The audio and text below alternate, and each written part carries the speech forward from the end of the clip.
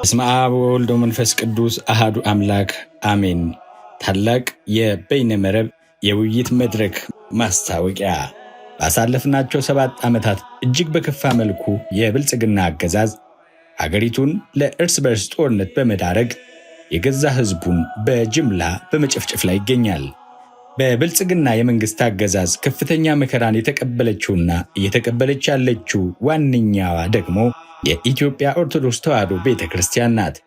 ባለፉት 7 ዓመታት ቤተክርስቲያንን በቋንቋ በአካባቢና በጎጥ በመከፋፈል አንድነቷን አደጋ ላይ በመጣል ቀኖናዋ እንዲጣስ ከማድረጉም በላይ መንግስት በግልጽ የብልጽግና ወይንም የኢኮኖሚ እድገት ጠላት ናት በማለት ቤተክርስቲያንን ለማጥፋት በስልትና በመዋቅር እየሰራ ይገኛል።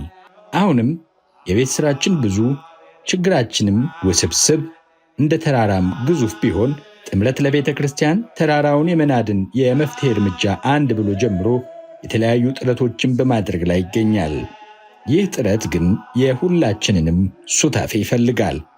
ጥምረቱ የዚህ ጉዞ አንዱና ወሳኝ የሆነውን መድረክ ኢትዮጵያውያን ለሀገርና ለቤተ ክርስቲያን ሰላምና ህልውና በሚል መሪ ቃል ታላቅ የበይነመረብ የውይይት መድረክ አዘጋጅቷል። ይህም መስከረም 10 ቀን 2018 ዓመተ ምህረት ወይንም ሴፕቴምበር 20 2025 በዋሽንግተን ዲሲ ሰዓት አቆጣጠር ከ11 AM እስከ 3 PM በኢትዮጵያ ሰዓት አቆጣጠር ከምሽቱ 12 ሰዓት ጀምሮ የሚደረግ ይሆናል። የኔ ኢትዮጵያዊ ነኝ፣ ኢትዮጵያን እወዳለሁ፣ ስለ ኢትዮጵያ አንድነት እሰራለሁ የሚል ሁሉ የተጋበዘበትና የሚገኝበት ሊቀርበት የማይገባ ልዩ መድረክ ነው። መስከረም 10 ቀን 2018 ዓመተ ምህረት በኢትዮጵያ ሰዓት አቆጣጠር ከምሽቱ 12 ሰዓት ጀምሮ በዋሽንግተን ዲሲ አቆጣጠር ከረፋዱ 11 ሰዓት ጀምሮ እንገናኝ። ጥምረት ለቤተ ክርስቲያን ዓለም አቀፍ ንቅናቄ።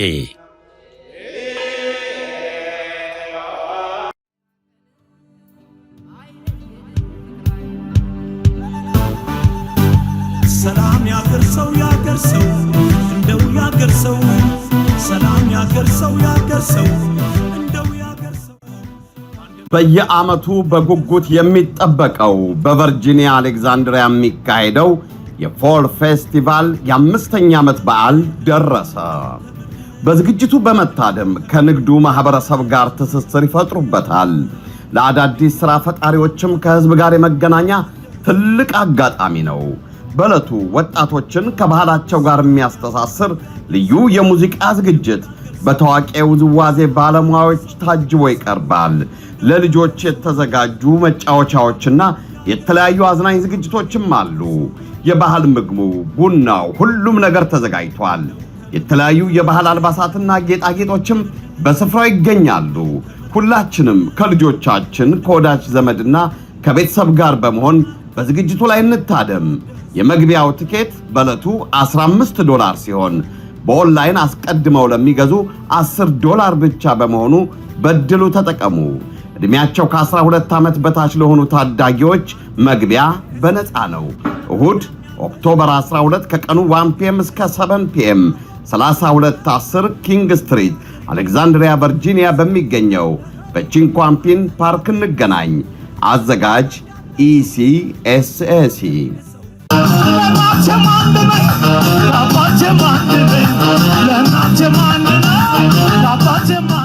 ሰላም ጤና ይስጥልን ተመልካቾቻችን፣ እንደምን ዋላችሁ እንደምን አመሻችሁ። ከአንከር ሚዲያ ዝግጅት ክፍል ያክብሮት ሰላምታችንን እናቀርባለን።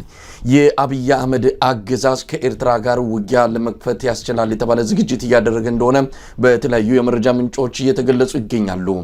አንድ ራሱን የቻለ ኮማንድ ፖስት ማቋቋሙንም አፍሪካ ኢንተለጀንስ የተሰኘ የድረገጽ የዜና አውታር ዘግቧል።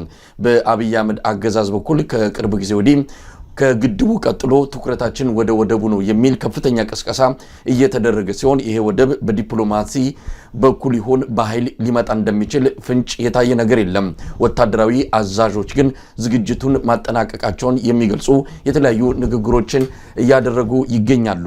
የዛሬው አንዱ አጀንዳችን ነው። ባለፈው እሁድ በአዲስ አበባ ለህዳሴ ግድብ የመድረክ ዝግጅት በሚያደርጉ ወጣቶች ላይ በደረሰ የመደርመስ አደጋ ወጣቶች ህይወታቸው ማለፉ እየተነገረ ነው። ጥቁር አንበሳ ሆስፒታል ለወላጆቻቸው አስክሬን ለመስጠት ፈቃደኛ እንዳልሆነ እየተገለጸ ነው። ከበላይ ትዕዛዝ እስኪመጣ አስክሬኑ እንዲቆይ መነገሩ ነው የሆስፒታል ምንጮች ለአንከር ሚዲያ የገለጹት። በዚህ ጉዳይ ላይ የተወሰነ ሐሳብ እናነሳለን። ሌሎች በርካታ ጉዳዮችም አሉን። ታዋቂው ዲፕሎማት ዶክተር ምናሴ ኃይሌ ከዚህ ዓለም በሞት ተለይቷል። There are some things which the government of Libya must understand. Africa is not for sale. We are independent from sovereign states.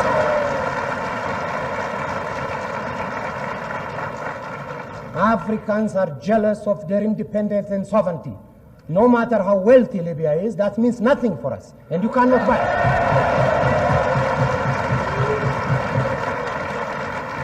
እኚህ ታላቅ ኢትዮጵያዊ በ95 ዓመታቸው ነው ከዚህ ዓለም በሞት የተለዩት።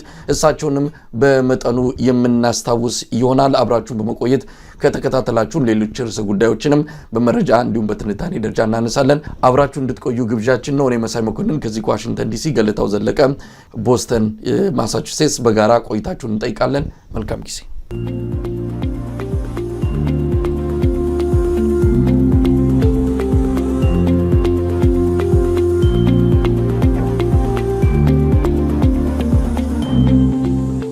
ጤና ይስጥልን ገለታው። ጤና ይስጥልን መሳይ፣ እንዴት ሰነበት? አንድ 4 ቀን አልነበርኩም።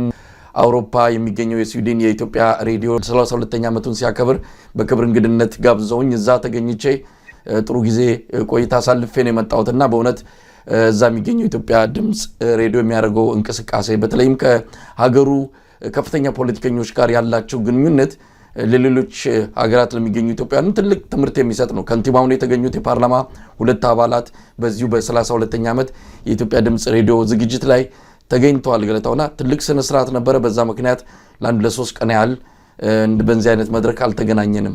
አዎ በጣም ትልቅ ነገር ነው። እንኳን በሰላም ተመለስክ።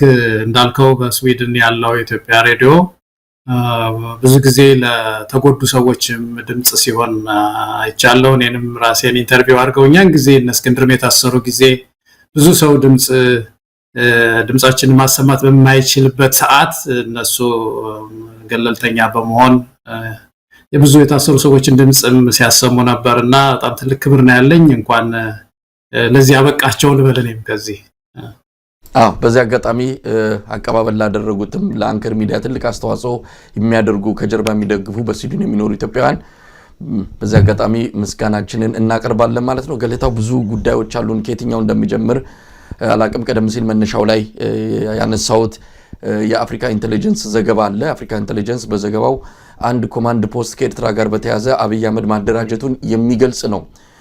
ምናልባት ይሄ እንቅስቃሴ ገፋ እያለ የመጣ ይመስላል። አብይ አህመድ በኃይል ይህንን ጉዳይ ፈተዋለሁ ብሎ ተነስቷል። የሱ ጀነራሎች ከቅርብ ጊዜ ወዲህ በተራ እየወጡ ጡንቻ እንዳላቸው አቅም እንዳላቸው ወደቡን እንደሚመልሱ ባህሩን እንደሚመልሱ እየገለጹ ይገኛሉና ገለታው እስቲ ከዚህኛው ጉዳይ እንጀምር። ይሄ ጉዳይ በየጊዜው አሳሳቢነቱ በጣም እየጨመረ ነው ያለው። በሀገራችን አንድ ብሂል አለ።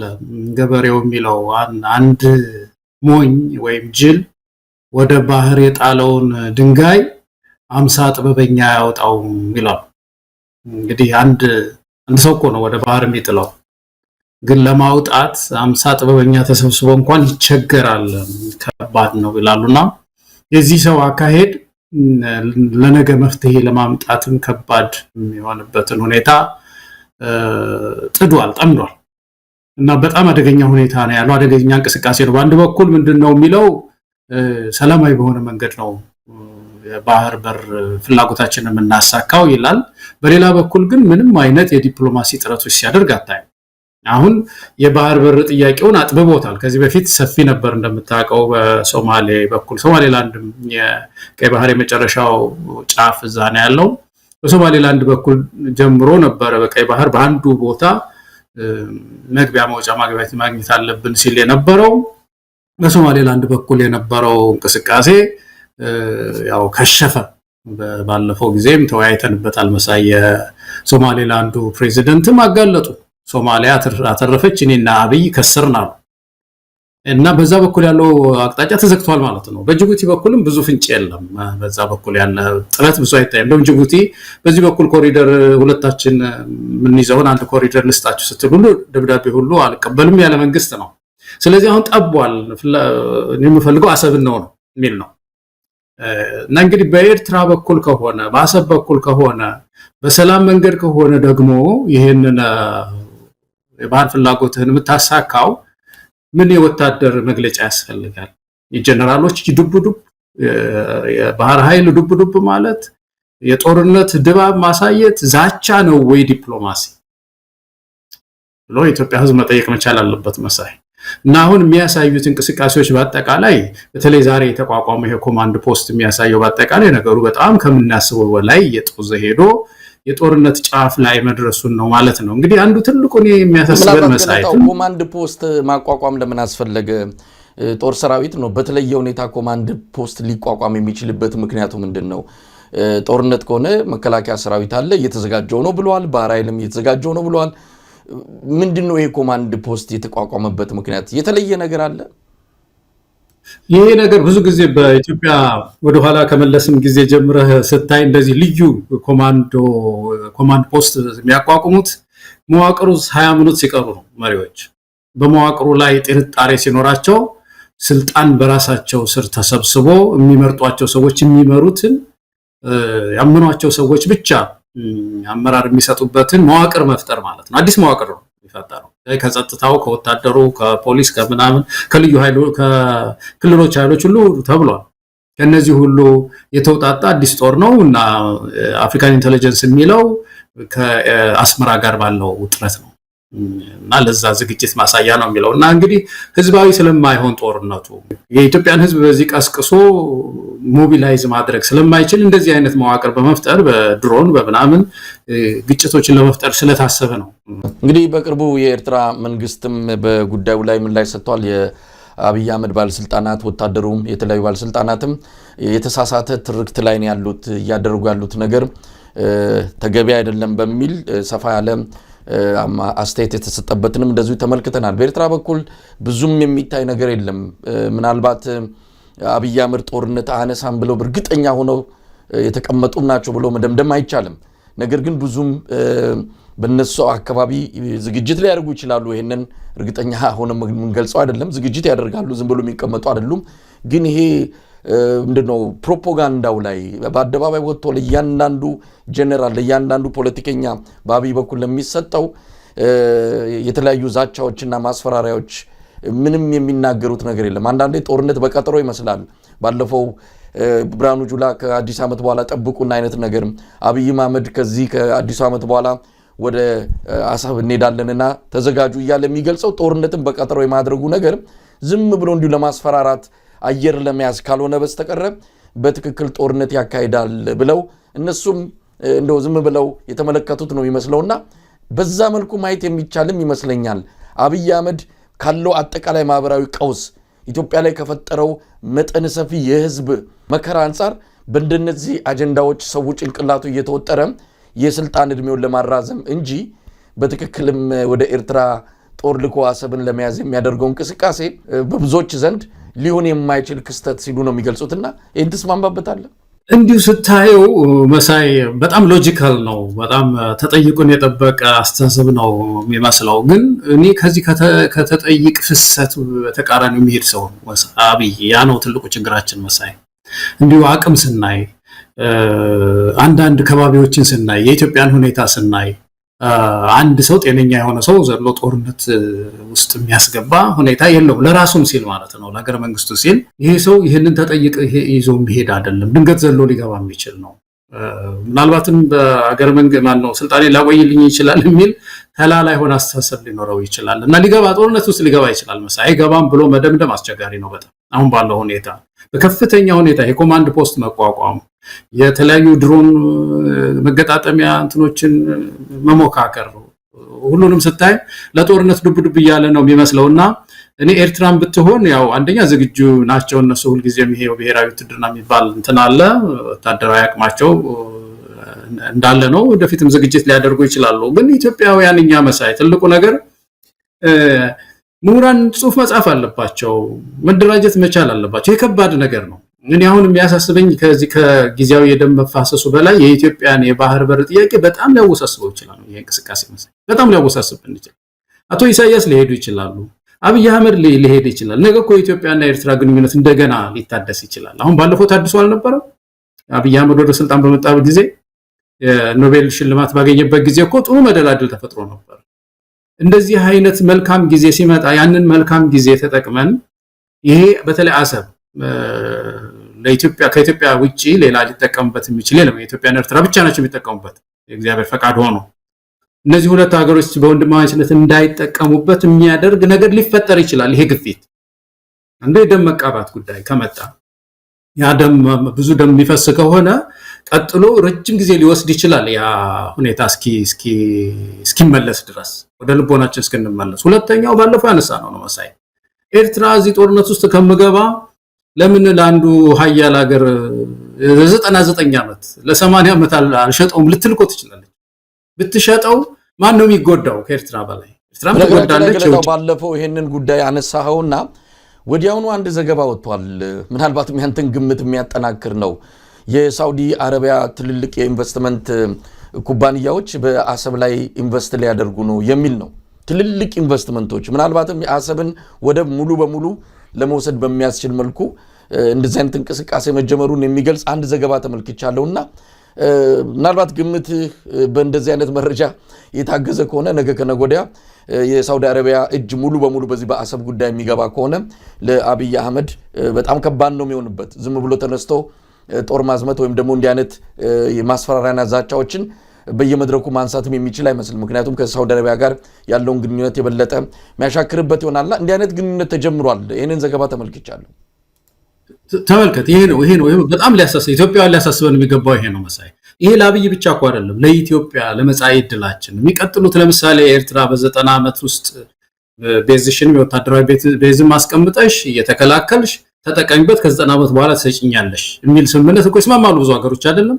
እንደዚህ አይነት ስምምነት ውስጥ ብታደርግ በቀጥታ በዓለም አቀፍ ሕግም ከዛ ከሰፈረ የውጭ ሀገር ሰው ጋር መጋጨት አንችልም። እንደው የኃይል ሚዛኑ እንደው ብቻ ሳይሆን አንችልም። አቶ ኢሳያስ ከሄዱም በኋላ አብይም ከሄደ በኋላ ለሚቀጥለው ትውልድም እዳ ሆነ ማለት ነው ይሄ ችግር መሳይ። እነዛ ሰዎች ኮንትራታቸውን ጨርሰው እስኪለቁ ድረስ ኢትዮጵያ ልጠቀምበው እንኳን ብትል ለሳውዲ አረቢያ እየከፈለች ለሶስተኛ እጅ እየከፈለች ከፍተኛ ውድ በሆነ እንትን ወደፊት የሚቀጥለው ትውልድ እንደዚህ አይነት እዳ ውስጥ ሊገባ ይችላል። ስለዚህ የማይሆን ግፊያ ውስጥ መግባት እንደዚህ አይነት የውጭ ኃይልን ሊስብ ይችላል ነው እና ይሄ ጸሐፊዎች፣ አርቲክል የሚጽፉ ሰዎች፣ ሪሰርች የሚሰሩ ምሁራን ሁሉ ይሄ በጣም ሊያሳስባቸው ይገባል። የዚህ ሰው አካሄድ ኤርትራ እንደዚህ አይነት ችግር ውስጥ ሊከስታት ይችላል የሚል እኔ ከባድ ስጋት አለኝ መሳይ እና ይሄም ደግሞ አሁን ያካፈልከን እንትን ይህንኑ የሚያረጋግጥ ይመስለኛል። በአጠቃላይ ሀይ ማለት ኢትዮጵያውያን ተቃውሞ ማሰማት ይገባናል። በእውነት አብይ አህመድ በስልጣን ዘመኑ ወደብና ግድብ በሚሉት ሁለት ትልልቅ ግዙፍ ጉዳዮች ስሙ እንዲነሳ ይፈልጋል። ይህንን ታሪክ ትቶ ለመሄድም ነው በከፍተኛ ደረጃ እየተረባረበ የሚገኘው። የሱም ተከታዮች የብልጽግናው መንደር ከዚህ አንጻር በጣም በብዙ ርቀት ሄደዋል። ምንድነው በዚህ በዲጂታል ስራ ውስጥ የተሰማሩ የብልጽግና የዲጂታል ሰራዊት አባላት በብዛት ቪዲዮዎችን እያመረቱ የኢትዮጵያ መርከቦች ባንዲራ ያላቸው ኢትዮጵያን ሰንደቅ ይዘው በአሰብ ላይ ሲንጎማለሉ የሚያሳይ ቪዲዮዎችን ይሄን የምነግር ማንኛውም ሰው አይደለም ከጠቅላይ ሚኒስትር ጽህፈት ቤት ጋር ቀጥታ ግንኙነት ያላቸው ይህንን የሚሰሩ ሰዎች ናቸው በማህበራዊ ሚዲያ ላይ በስፋት እየለቀቁ ያሉት። ስለዚህ ፍላጎቱ ምኞቱ አለ። ግን ይህንን እንዴት እናሳካ የሚለው ነው አብይ አህመድ በተሳሳተ የታሪክ መስመር ላይ ይወጣው።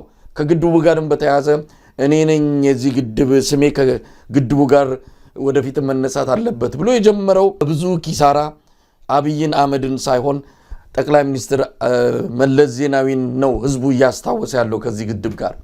በብዙ መልኩ ሰሞኑን መሰረት ሚዲያ አንድ መጠይቅ በትኖ ነበርና በዚህ በመጠይቅ ላይ በ2000 የሚቆጠር ኢትዮጵያውያን ናቸው በመጠይቁ ላይ የተሳተፉት 64% የሚሆኑት ግድቡን የሚያስታውሱት ከጠቅላይ ሚኒስትር መለስ ዜናዊ ጋር እንደሆነ ነው። ይሄ ግድብ በአቶ መለስ ዜናዊ እንደተሰራና በሳቸው እንደሚታወቅ አድርገው ነው እየገለጹ ያሉት። አብይ አህመድ ያገኘው 18% ነው። እንደዚሁ ኃይለ ማርያምን ኢንጂነር ስመኘውም የተወሰነ ነጥብ ቀዳማዊ ኃይለ ሥላሴም አግኝተዋል። ነገር ግን ጠቅላይ ሚኒስትር መለስ ዜናዊ ነው የኢትዮጵያ ሕዝብ ከዚህ ግድብ ጋር የሚያስታውሰው። ብልጽግናዎች ግን ከሚገባው በላይ የአብይን ስም እያጦሱት ነው። ጭራሽ ግድቡን የደፈረ መሪ ከሚል ጋር እየገለጹት ይገኛሉና በወደቡም ተመሳሳይ ነው። ወደቡንም ያስመለስኩት እኔ ነኝ የሚል ታሪክ እንዲጻፍለት ነው የፈለገው። ኢትዮጵያን በዚህ መልኩ ታሪክ እንዲጻፍላቸው አይፈልጉም። የወደቡ ጉዳይ የሀገራቸውን ጣጣ ጨርሰው ከኤርትራ ጋር በሚኖር መልካም ግንኙነት አጠቃላይ ከዓለም ከሚፈቅደው ትክክለኛ አሰራር ጋር በተያዘ የወደብ ተጠቃሚ የምንሆንበት ባለቤትም ከሆነ ልንሆን የምንችልበት መምጣቱ አይቀርም። መጀመሪያ ግን ኢትዮጵያ ላይ የሚገደቡ ብዙ ነገሮች አሉ። እንባ ይገደብ፣ የሚፈሰው ደም ይገደብ፣ የሰዎች መብት መረገጥ። ዛሬ 42 ሀገራት ናቸው ተፈራርመው ለመንግስታቱ ድርጅት ያስገቡት፣ እናነሳዋለን። እንደዚህ አይነት መከራ ሰቆቃ ባለበት ሀገር ግድቡና ወደቡ እያሉ የህዝብን አእምሮ የጨመደዱና እያያዙ ሌላ ነገር እንዳያስብ፣ ችግሩን እንዳያስብ፣ የመሶቡ መራቆትን እንዳያስብ፣ መራቡን እንዲዘነጋ እንዲህ አይነት ሰፊ የሆነ ፕሮፓጋንዳ ተጀምሯል። የዛ አካል መሆን በታሪክም ተጠያቂ ነው የሚያደርገው። በነገራችን ላይ የዚህ አካል የሆኑ ብዙ ኢትዮጵያውያን አሉ በገራገርነት። ምናልባትም ወደቡም ይጠቅመናል ግድቡም የኛ ነው በሚል ነው። ከዛ በፊት ግን ትውልድ አለ፣ ህዝብ አለ። ያንን ማስቀደም ያለበት ስራ ነው መሰራት ያለበት። ግን ከዛ አንጻር ምንም እያየን አይደለም። የበለጠ ወደ ገደል የሚወስዱ ነገሮችን ነው አብይ አህመድ እያደረገ ያለው። እስቲ ገለታው በዚህ ላይ ምን ማለት ይቻላል? አብይ አህመድ በብዙ ነገር ታሪክ መስራት ፈልጓል፣ ግን እየተሳካለት አይደለም። የሚቀጥለው ትውልድ እኮ ታሪክ የሚመዝን እኮ ነው። ዝም ብሎ እንደው የተሰጠውን ሁሉ የሚቀበል አይደለም። እንደምታውቀው ዘመኑ በጣም የከፍተኛ የቴክኖሎጂ ዘመን ነውና ሪሰርች ይሰራል። ይሄ ሰው የሰራው ነገር በሙሉ በቪዲዮ በምን የተቀመጠ ነውና እንደው ሊያታልለው የሚችለው ነገር አይደለም ማለት ነው። የሚመጣው ትውልድ በተለይ ይሄንን ማገናዘብ ይችላል። ከሁሉም በላይ ግን ትልቁ ትዝብት ምንድነው? እንደዚህ አይነት ፕሮጀክቶች ይሄ የአንድ የፖለቲካን መሪ ከፕሮጀክት ጋር ማያያዝ የፕሮጀክት ሌጋሲ በጣም ደካማ አስተሳሰብ ነው። ምሳሌ በዚህ ፕሮጀክት ላይ በተለይ በአባይ ላይ ስራዬ ብለው የሚሰሩት ማኔጀሮች እንትኖች ናቸው። ማኔጀሩ መሐንዲሶች ናቸው። መሳይ የፖለቲካ መሪ ብዙ ስራ ነው ያለበት። ሀገሪቱን በሙሉ የሚያስተዳድረው ትምህርት ሚኒስቴርን ይመራል፣ ገንዘብ ሚኒስቴርን ይመራል፣ የውሃ ፕሮጀክቶችን ይመራል፣ ሁሉንም ነው የሚመራው እና ከዛ ከሚመራቸው አንዷ ክፍል ይሄ ነው እና አንድ ፖለቲከኛ ሄዶ ምናልባትም እንደው ኮፍያውን አድርጎ በአመት አንድ ጊዜ ብቅ ብሎ እንዴት ነው ጥሩ እየሄደላችሁ ነው ከማለት ውጪ ይሄን ያህል ላብና ደሙን የሚያፈስ አይደለም። በፕሮጀክት ውስጥ አሻራቸው ሊቀመጥ የሚገባው ሐውልት ሊሰራላቸው የሚገባው መሐንዲሶች ናቸው። መሳይ በዛ ቦታ የሞቱ ሰዎች፣ ውሃ እየጠማቸው መከራ እያዩ የሞቱ ሰዎች ለነሱ ሐውልት ሊሰራላቸው ይገባል። ፖለቲከኛ አክሰለሬተር ነው። አይቆፍርም፣ አያርስም፣ የጉልበት ስራዎችን አይሰራም። የሚሰራው ባለሙያ ነው። ፖለቲከኛ አክሰለሬተር ነው። አክሰለሬት ማድረግ ነው፣ ልማትን ማፋጠን ነው በቃ ስራው። እና ለዚህ አንድ በጣም ሰክሰስፉል ሲሆን አንድ ነገር አንድ ፕሮጀክት ጥሩ ሲሆን ሄዶ ንጥቅ ያደርግና መሐንዲሶቹን ሁሉ ሄዶ እኔ ነኝ የሰራሁት ይላል። ከከሰረ ደግሞ እኔ የለሁበትም ብሎ እነሱን ይከሳቸዋል። ይሄ ትክክል አይደለም መሳይ። እና አጠቃላይ ይሄ ከፕሮጀክት ጋር ራስ ማገናኘት የፕሮጀክት ማኔጅመንት ማኔጀርነት ከሀገር መሪነት ወደ ፕሮጀክት እንትን የወረደ ነው። እና አብይ በሙሉ ይሄ ነው በቃ ሎጁ የኔ ነው ይላል። ኮሪደሩ ላይ አንድ ካዳነች ጋራ ትንቅንቅ ነው። በዚህኛው ምረቃ ላይ እኔ የሚገኘው የሚባል ነገር ማለት ነው። እና አንዳንዴ ሁለቱም ይሆናሉ። ባለፈው ያነሳነው ለ1 ኪሎ ሜትር መንገድ ሁለቱም ሰላምታ ሲሰጡ ታያቸዋል። እና ይሄ አስተሳሰብ በእውነት ለወደፊቱ መፋቅ ያለበት ይመስለኛል። እኔ እንደው በዚህ በሽሚያ ዙሪያ ይሄ ነው እንዴ ከተነሳ ግን ሐሳቡን በማንሳት ደረጃ መቼም እንዳልከው ከመለስ ዜናዊ ጋር ነው የሚያዘው። እኔም በውስጥ ያውን ሳስብ ስለ አባይ ግዳይ ሳስብ ስለ መሪ ሳስብ እሳቸውን ነው ማስበው ማለት ነው። ገለታው እንደው በዚህ አጋጣሚ ከግድቡ ጋር ስናነሳ የግድቡንም ምርቃት በተመለከተ በኋላ ላይ ያየናቸው እንደው በደንብ ቪዲዮዎችን ስንመለከት የፕሮቶኮል ጉዳይ በጣም አስገራሚ ሆኖ ነው አብይ አህመድ የሚያደርጋቸው ነገሮች። በወቅቱ የአንድ ሀገር መሪ ሳይሆን የሆነ አስተናጋጅ ነው የሚመስለው። ዌይተርስ ነው የሚባለው በቡና ቤት አስተናጋጅ። አንድ መሪ ፕሮቶኮሉን ጠብቆ ይህንን የሚያደርጉ ሌሎች አካላት አሉ። እሱ ግን አይተው እንደሆነ እዚህም እዛም ሲመላለስ ሲሯሯጥ፣ በዚህ ላይ የፕሬዚዳንት ዊሊያም ሩቶን ትከሻ ማሳጅ ሲያደርግ፣ የደቡብ ሱዳኑን ፕሬዚዳንት ጺም ሲነካካ በጣም ያሳፍራል። እውነት ለመናገር እንዲህ አይነት ፕሮቶኮሉን ያልጠበቀም በግለሰብ ደረጃ ራሱ ማታደርገው እጅ እየጨበጠ እጅ አያያዙ ራሱ የተለየ ነው። ምን አይነት ፕሮቶኮል ነው? እንዲህ አይነት የመተሻሸት ዲፕሎማሲ ከየት የመጣ ነው? አብይ አህመድ ብቻ የሚያደርገው እኔ ሌሎች መሪዎች ሲያደርጉ አይተናናቅም። ባለፈው ፈረንሳይ በተካሄደው እንደዚሁ አንድ ስብሰባ ላይ የደቡብ አፍሪካውን ፕሬዚዳንት ከረባት እያወለቀ ሲያሰር በወቅቱ የፈረንሳይ ጋዜጦች የፈረንሳይ ሚዲያዎች ጉድን ያሉት እንዲህ አይነት ያልተለመደ ተግባራትን ያሳያል። በነገራችን ላይ እሱ ስሙ የተጻፈበትን የግድቡን ምርቃት ፕሮግራም የኬንያ ፕሬዚዳንትና ሌላ የአፍሪካ መሪ እንዲከፍቱት ማድረጉ ምንድን ነው? አንድ ነገር ስሙ እኮ የሚጻፈው ያንን የከፈተው ሰው የመረቀው ሰው ነው። እሱ ለምን ታዲያ ስሙ ተጻፈ? ከሆነም ደግሞ እሱ መመረቅና እነሱ ማጀብ ሲገባቸው እንዲህ አይነት ያልተለመደ ፕሮቶኮል በጣም አስገራሚ ነው። እንደው ይህንን ሳንናገረው ባልፍ ብዬ ነው። በጣም ብዙ ሰዎችም ሲያነሱ ስለሰማው ነው። እንደ ሀገር አንዳንድ ጊዜ ባይወክለኝም እኔ አሁን ያ ሰው አይወክለኝም፣ የምታገለው ሰው ነው፣ ግን ታፍራለህ፣ ትሸማቀቃለህ። አሁን የዚህ ሱዳኑን የደቡብ ሱዳን ናቸው አይደል? የደቡብ ሱዳኑን መሪ ጢም ሲያልብ ታምቃስ ያሳዝናል እኮ። እኔ ማን እንደሚታየኝ ታውቃለህ? የሱዳን ህዝብ ነው። ምክንያቱም አሁን ለኛ ዝም ብለህ ፈገግ ብለህ ልታልፈው ትችላለህ፣ ግን የዛ ሀገር ህዝብ ምልክቱ ነው። የሌላው ሀገር የኬንያ ህዝብ ምልክቱ ነው። በሌላ ሀገር መሪ ሲታሽ ይሰማዋል ያ ህዝብ ማለት ነው። አንድ ነገር ላጫውትህ። ፕሮፌሰር መስፍን ወልደ ማርያም ነፍሳቸውን ይማርና እዚህ መጽሐፋቸው ዘጭቦጭ የሚል መጽሐፍ ጽፈው እዚህ ቦስተን ነበረ የተመረቀው አንድ እና እዛ ላይ ዶክተር ሰማኸኝ እኔ እና አንድ የዞን 9 ጋር የሚሰራ ወንድማችን ሶስታችን መጽሐፉን እንድናቀርብ ተጋብዘን እዛ ላይ ንግግር እናደርግ ነበርና በኋላ ምን አሉ ፕሮፌሰር ሲያነግሩን መንግስቱ ኃይለ ማርያምን የኩባው ፕሬዝዳንት የነበረው ጻጉሩን አሻሸው ብለው ሲናደዱ ነው የኖሩት በህይወት ዘመናቸው ሁሉ። አፄ ኃይለ ሥላሴ ባለፉበት ዘመን በጎናቸው የነበሩ መሪዎች እንገዳገዱ ነበር አሉ መሳይ። እሳቸው ሲያልፉ ቃል ይሰብሩ እንገዳገዱ ነበር አሉ። ከፍተኛ ግርማ ሞገስ ነበር የነባቸው እና መንግስቱ ኃይለ ማርያምን እንደዚህ አሸው ራሱን ብለው ሲናደዱ ነበር። እንግዲህ መንግስቱ ኃይለ ማርያም ጠንካራ ሰው የምትለው ማለት ነው።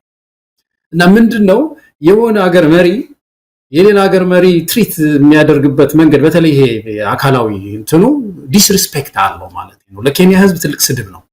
በተለይ ለሱዳን ህዝብ ደግሞ በጣም እንትን ያደርጋል፣ ስሜት ይነካል። እና ይሄ ነው የሚያሳስበን እኛ መሰለኝ በጣም የሌላውን ሀገር ህዝብ። አሁን የዚህ ለምሳሌ የአሜሪካውን መሪ እንበለው ወይ የሆነ እንግሊዙን የሆነ ሀገር መሪ እንደዚህ ቢያደርግ ምንድነው የሚሰማው የዛ ሀገር ህዝብ?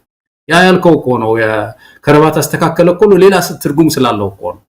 ስለዚህ የዚህ የፕሮቶኮል ጉዳይ እጅግ በጣም የሚያሳፍር ሁኔታ ውስጥ ወድቀናል። በእውነት እንደው በጣም አዝናለሁ። ዘመኑ ደግሞ የቴክኖሎጂ ዘመን ነው፣ ወዲያው ነው የሚተላለፈውና ለሀገር ትርጉም አለው እኮ። በነገራችን ላይ እጅ አጨባበጡን አይተህ ከሆነ እጅ መጨበጥ የተለመደ ነው፣ በመሪዎች ይደረጋል፣ በጣም ስርዓቱን የጠበቀ ነገር። ግን የሱ እጅ አያያዝ ሁኔታ አሁን ዓለማችን ውስጥ እንግዲህ ኢትዮጵያ ከባህልም ከምንም አንፃር እንዲህ አይነቱን ነገር አትፈቅድም። ህዝቡም በጣም የሚጠየፈው ባህል ነው ይሄ የወንድና የወንድ ከመጠን ያለፈ መተሻሸት። እዚህ ሀገር አሁን ይሄን ወዲያውን ወደ ሌላ ትርጉም ነው የሚወስዱት። ምን አይነት ያው የታወቀ ነው ያቻ ምንድነው ተመሳሳይ ጾታ ጋብቻ ጋር በተያያዘ ወደዛ ነው ሰው የሚወስደው። ወንድና ወንድ በዛ ደረጃ ከተጨባበጠ አብይ ደግሞ ብብት ስር ገብቶ ነው የሚስመው፣ አንገት ስር ይወሸቃል። እንዲህ አይነት ያልተለመደ እንትሎች ሌሎች መሪዎችንም ግራም ያጋባ ይመስለኛል። እዛ መድረኩ ላይም እንዳየናቸው በጣም የሚደናገጡበት የደቡብ አፍሪካ ፕሬዚዳንት ተገርሞ ነው ሲያዩ የነበረው።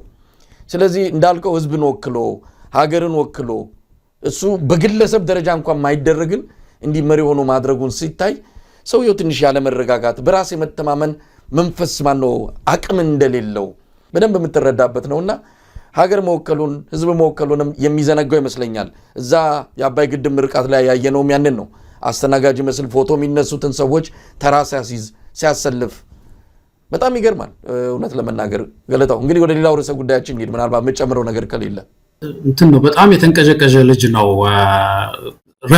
ሬስትለስ የሆኑ ልጆች አሉ። በቃ ምንም አስቀምጠው የማይቀመጥ እዚህ ጋር ቁጭ በል ብለው ሄደህ ስትመለስ የማታገኘው በቃ እንደዚህ አይነት በጣም ሬስትለስ የሆነ አይነት ሰው ነው። ያ ደግሞ እንዳልከው ፕሮቶኮሉን አይጠብቅም። ፕሮቶኮል በጣም ኢምፖርታንት በጣም የኔሽን ክብር ነው፣ የህብረተሰብ ክብር ነው። የሌላ ሀገር መሪዎች በሄዱበት ሀገር ሌላ ሀገር ሄደው ተከብረው ሲታይ ነው ያ ህዝብ ደስ የሚለው።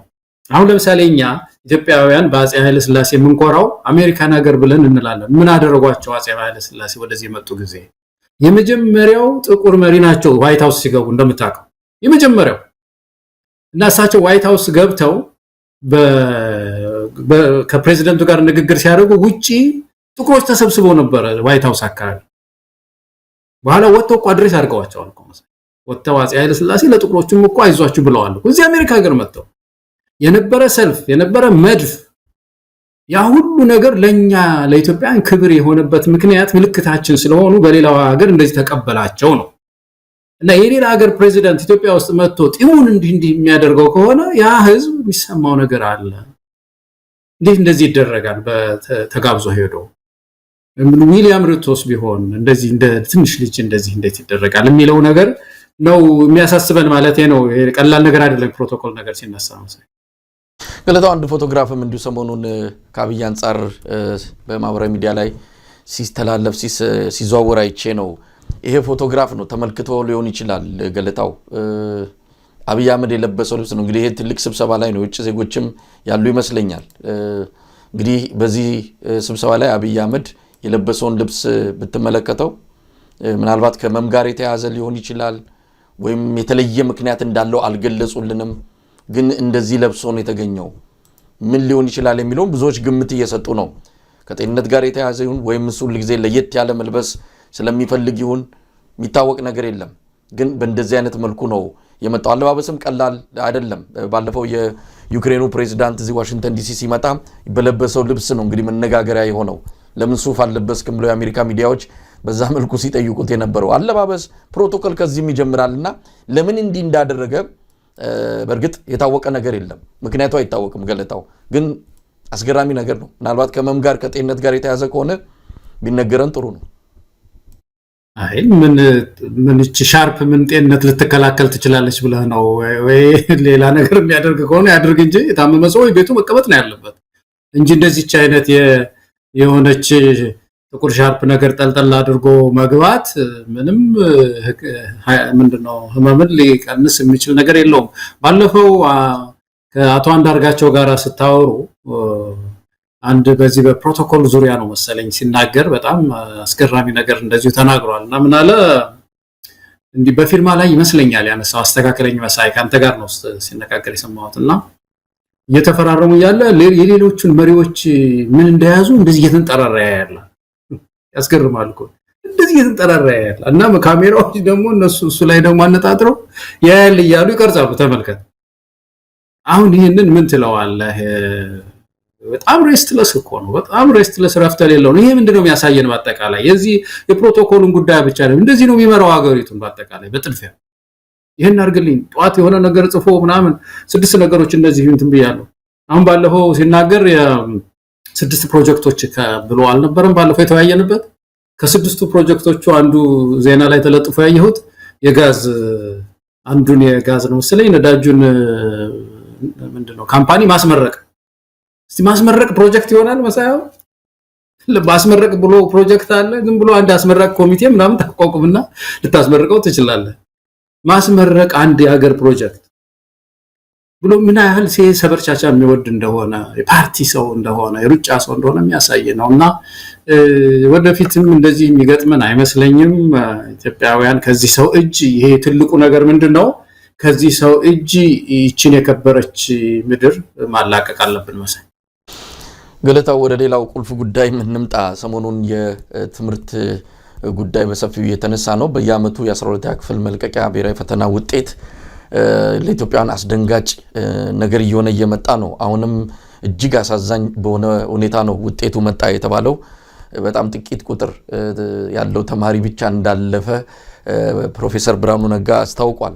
በፕሮፌሰር ብርሃኑ ነጋ ዘመን ነው እንግዲህ ተማሪዎች በዚህን ያህል ቁጥር ወደቁ የሚባለው። ወይ ብርሃኑ በተለየ መልኩ የተዘጋጀ ማጣሪያ ይኑር ወይም ደግሞ ተማሪዎች ከባለፈው ዘመናት የበለጠ ሰነፍ ሆነው ትምህርት ላይ ደክመው ይሁን የሚታወቅ ነገር የለም። በተለየ ሁኔታ እሱ ከያዘበት ጊዜ አንስቶ በትምህርቱ ላይ የሚሰማው ውጤት እጅግ ያሳዝናል። ይህን እንደ ስኬት አድርጎ መግለጫ መስጠት በራሱ ያሳፍራል። ምናልባት ብርሃኑ ነጋ አይኛ ዝም ብሎ ተማሪ አናሳልፍም ጥራት ያለው ጥቂቱን ነው የምናሳልፈው ከሚል እንደው መንጠራራት ጋር ይህንን እንደ ስኬት ቆጥሮት ከሆነ ያሳፍራል። ይህም በጣም ሊታሰብበት ይገባል። ይህን ሁሉ ተማሪ ምን ልታደርገው ነው? ወጣት ጡረተኛ ሆነው ቤተሰቡ ላይ ከእንደገና ሸክም እንዲሆን ነው? ምን የታሰበ ነገር አለ? በቃ እኔ ጥያቸዋለሁ። ብርሃኑ ጁላ አንስቶ ወታደር ያርጋቸው ነው እንደሚባለውም ከሆነ በጣም ትልቅ ሀገራዊ አደጋ ነው ከፊታችን የተደቀነውና እነሱ ምንም የተሰማቸው አይመስልም። ለዚህ መፍትሄ ብሎ ያመጡት ነገር እንዳለ አናውቅም። እንግዲህ ብርሃኑ ነጋ 4ኛ ዓመት 5ኛ ዓመቱ እየመጣ ነው በትምህርት ሚኒስትርነቱ። እስካሁን ያየነው ነገር የለም፣ ለውጥ የለም። የተወሰነች ትንሽ ነገር እንኳን ፍንጭ ማየት እንኳን ብንችል ነገ ከነገ ወዲያ ምርቱን እናገኛለን ብለን እንጠብቅ ነበር። ግን ምናየው ነገር የለም። ከፍተኛ ትምህርት ብቻ የትምህርት ጉዳይ ትምህርት ኪሳራው ሰፊ ስለሆነ አንደኛ ደረጃ ምን ሳናነሳ ከፍተኛ ትምህርት ላይ ብቻ ብናተኩር መሳይ የከፍተኛ ትምህርትን ሆን ብሎ አብይ አህመድ እየገደለው ነው ያለው። ሆን ተብሎ ነው ይሄ። አንድ ጠቅላይ ሚኒስትር የአንድ ሀገር መሪ ከፍተኛ ትምህርት በኔ ዘመን አይገነባም ካለ ምን ማለት ነው? ከባድ ወንጀል እኮ ከባድ ወንጀል እኮ። እኔ ዩኒቨርሲቲ አልገነባም አንደኛ ደረጃ እና ህፃናት መዋያ ነው እንጂ ዩኒቨርሲቲ ቆሟል፣ ግንባታ ቆሟል እኮ ብሎ በአደባባይ በፓርላማ የተናገረ ሰው እኮ። እና የከፍተኛ ትምህርት ችግር አንዱ ግንባታ መቆም ነው። ዩኒቨርሲቲ እንዳይገነባ አክሰስ እንዳይኖር ማለት ነው፣ ብዙዎች እንዳንቀበል አድርጓል። ባለፉት ዓመታት ምንም ዩኒቨርሲቲ አልተገነባም። ተመልከት፣ ያሉን ዩኒቨርሲቲዎች ወደ 50 አይደለም የሚደርሱት የሚባለው። እንደው ጋና ብታይ ለምሳሌ አሁን ስንት ሰው ነው? 35 ሚሊዮን አካባቢ ነው እንግዲህ 40 ሚሊዮን የማይሞላ ህዝብ ያላት እንኳን የኢትዮጵያን ያህል ዩኒቨርሲቲ ነው ያለው። እኛ 120 ሚሊዮን ህዝብ ነው ያለው፣ 50 ዩኒቨርሲቲ ብቻ። ኬንያ ያየህ እንደሆነ ያው ህዝባቸው የታወቀ ነው፣ ወደ 57 ምናምን ሚሊዮን ህዝብ ነው፣ ወደ 80 ዩኒቨርሲቲዎች ናቸው ያሉት። ታንዛኒያ ወደ 50 ዩኒቨርሲቲ ነው ያለው፣ ህዝቡም ትንሽ ነው ታንዛኒያ እንደምታውቀው። ናይጄሪያ ነው እንግዲህ ከአፍሪካ በብዛት አንደኛ፣ ሁለተኛ ኢትዮጵያ አይደለችም። የናይጄሪያ ወደ 275 ዩኒቨርሲቲዎች ናቸው ያሉት። እና ኢትዮጵያ ውስጥ 50 ዩኒቨርሲቲ ማለት አሁን እዚህ ቦስተን ማለት ነው። ቦስተን ከተማ ውስጥ ብቻ 50 ዩኒቨርሲቲ አለ። ማሳቹሴትስ እኮ አይደለም ያልኩት እኮ ቦስተን ከተማ ውስጥ ማሳቹሴትስማ እንግዲህ ከመቶ ከምናምን በላይ ነው የሚሆነው። ቦስተን ከተማዋ ግን ኮሌጆች እና ዩኒቨርሲቲዎች 50 ነው የሚሆነው። ኢትዮጵያ 120 ሚሊዮን ህዝብ ይዛ እንዴት 50 ብቻ ይኖራታል ተብሎ ተሯሩጦ አዳዲስ ዩኒቨርሲቲዎች እንዲገነቡ መደረግ ሲገባው፣ ቁጭት ሊኖር ሲገባው እንዳይገነባ ማድረጉ አንድ በከፍተኛ ትምህርት ተቋም ላይ ያለ ችግር ነው። ሁለተኛው የመግባት እነዛው ተገነቡት ውስጥ እንዳይገቡ የማድረግ ነገር ነው። ዶክተር ብርሃኑ እየሰራ ያሉት መሰለኝ እንዳይገቡ። አሁን ተመልከት፣ ይሄ እንኳን የዛሬው አሁን ምንድነው የሚሉት? እኔ እኮ የተማሪዎቹ የመግባት አቅም ብቻ እኮ አይደለም የሚያስገርምህ ነገር፣ ሜዠርመንቱ ራሱ ነው መመዘኛው። አሁን ምንድነው የሚሉት? ከ50 እና በላይ ያመጡት ፈተናው ቀርቦ ተፈትነው 50 እና ከዛ በላይ ያመጡት 8.4% ብቻ ናቸው ነው የሚሉት።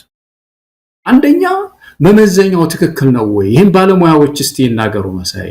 መመዘኝ እንደዚህ ይመዘናል ወይ? 12ኛ ክፍል ፈተና 50 እና በላይ ተብሎ አንጻራዊ መሆን የለበትም ወይ? ካሉን ተማሪዎች አቅማቸው ይድከም፣ እንግዲህ ረሃብ አለ፣ ያቀረብንላቸው ላቦራቶሪ አለ፣ መጽሐፍት ጉዳይ አለ፣ ኢንተርኔት የለም፣ ምን የለም። እንግዲህ ሰው በመገብከው ልክ አይደለም፣ አንጻራዊ አይደለም። የእንግሊዝን ፈተና እናመጣም መስለኛል፣ ወይም ደግሞ አሜሪካውያንን እዚህ ሃርቫርድ ዩኒቨርሲቲ ሲገቡ የሚፈተኑትን አናመጣም።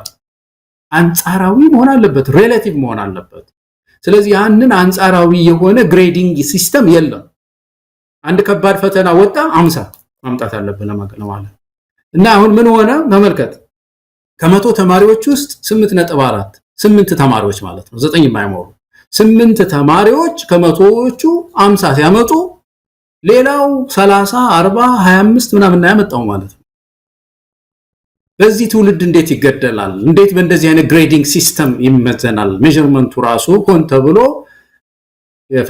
ፈተና አክብዶ ብዙ ወጣቶች ዩኒቨርሲቲ እንዳይገቡ ማድረግ ማለት ነው። እና ይሄ በጣም በቀጥታ የከፍተኛ ትምህርታችንን እየጎዳ ሆን ተብሎ የተደረገ ነው ለኔ። ሶስተኛው ከፍተኛ ትምህርትን እያጎሳቆለ ዩኒቨርሲቲ መምህራን የተማሪ ዶርም እንዲመኙ እያደረገ የዩኒቨርሲቲ መምህራን የተማሪ ምግብ ካፌ እንዲመኙ እያደረገ ያስራበ ዩኒቨርሲቲ ሞቷል ኢትዮጵያ ውስጥ።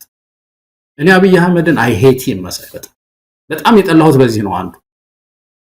እንዴት የዩኒቨርሲቲ መምህራንን እንደዚህ ያስመኛቸዋል? ዶርሚተሪ ትግራይ ውስጥ ዶርሚተሪ ውስጥ እየገቡ ምን አይነት ሪሰርች ነው የሚሰሩት እነዚህ ሰዎች?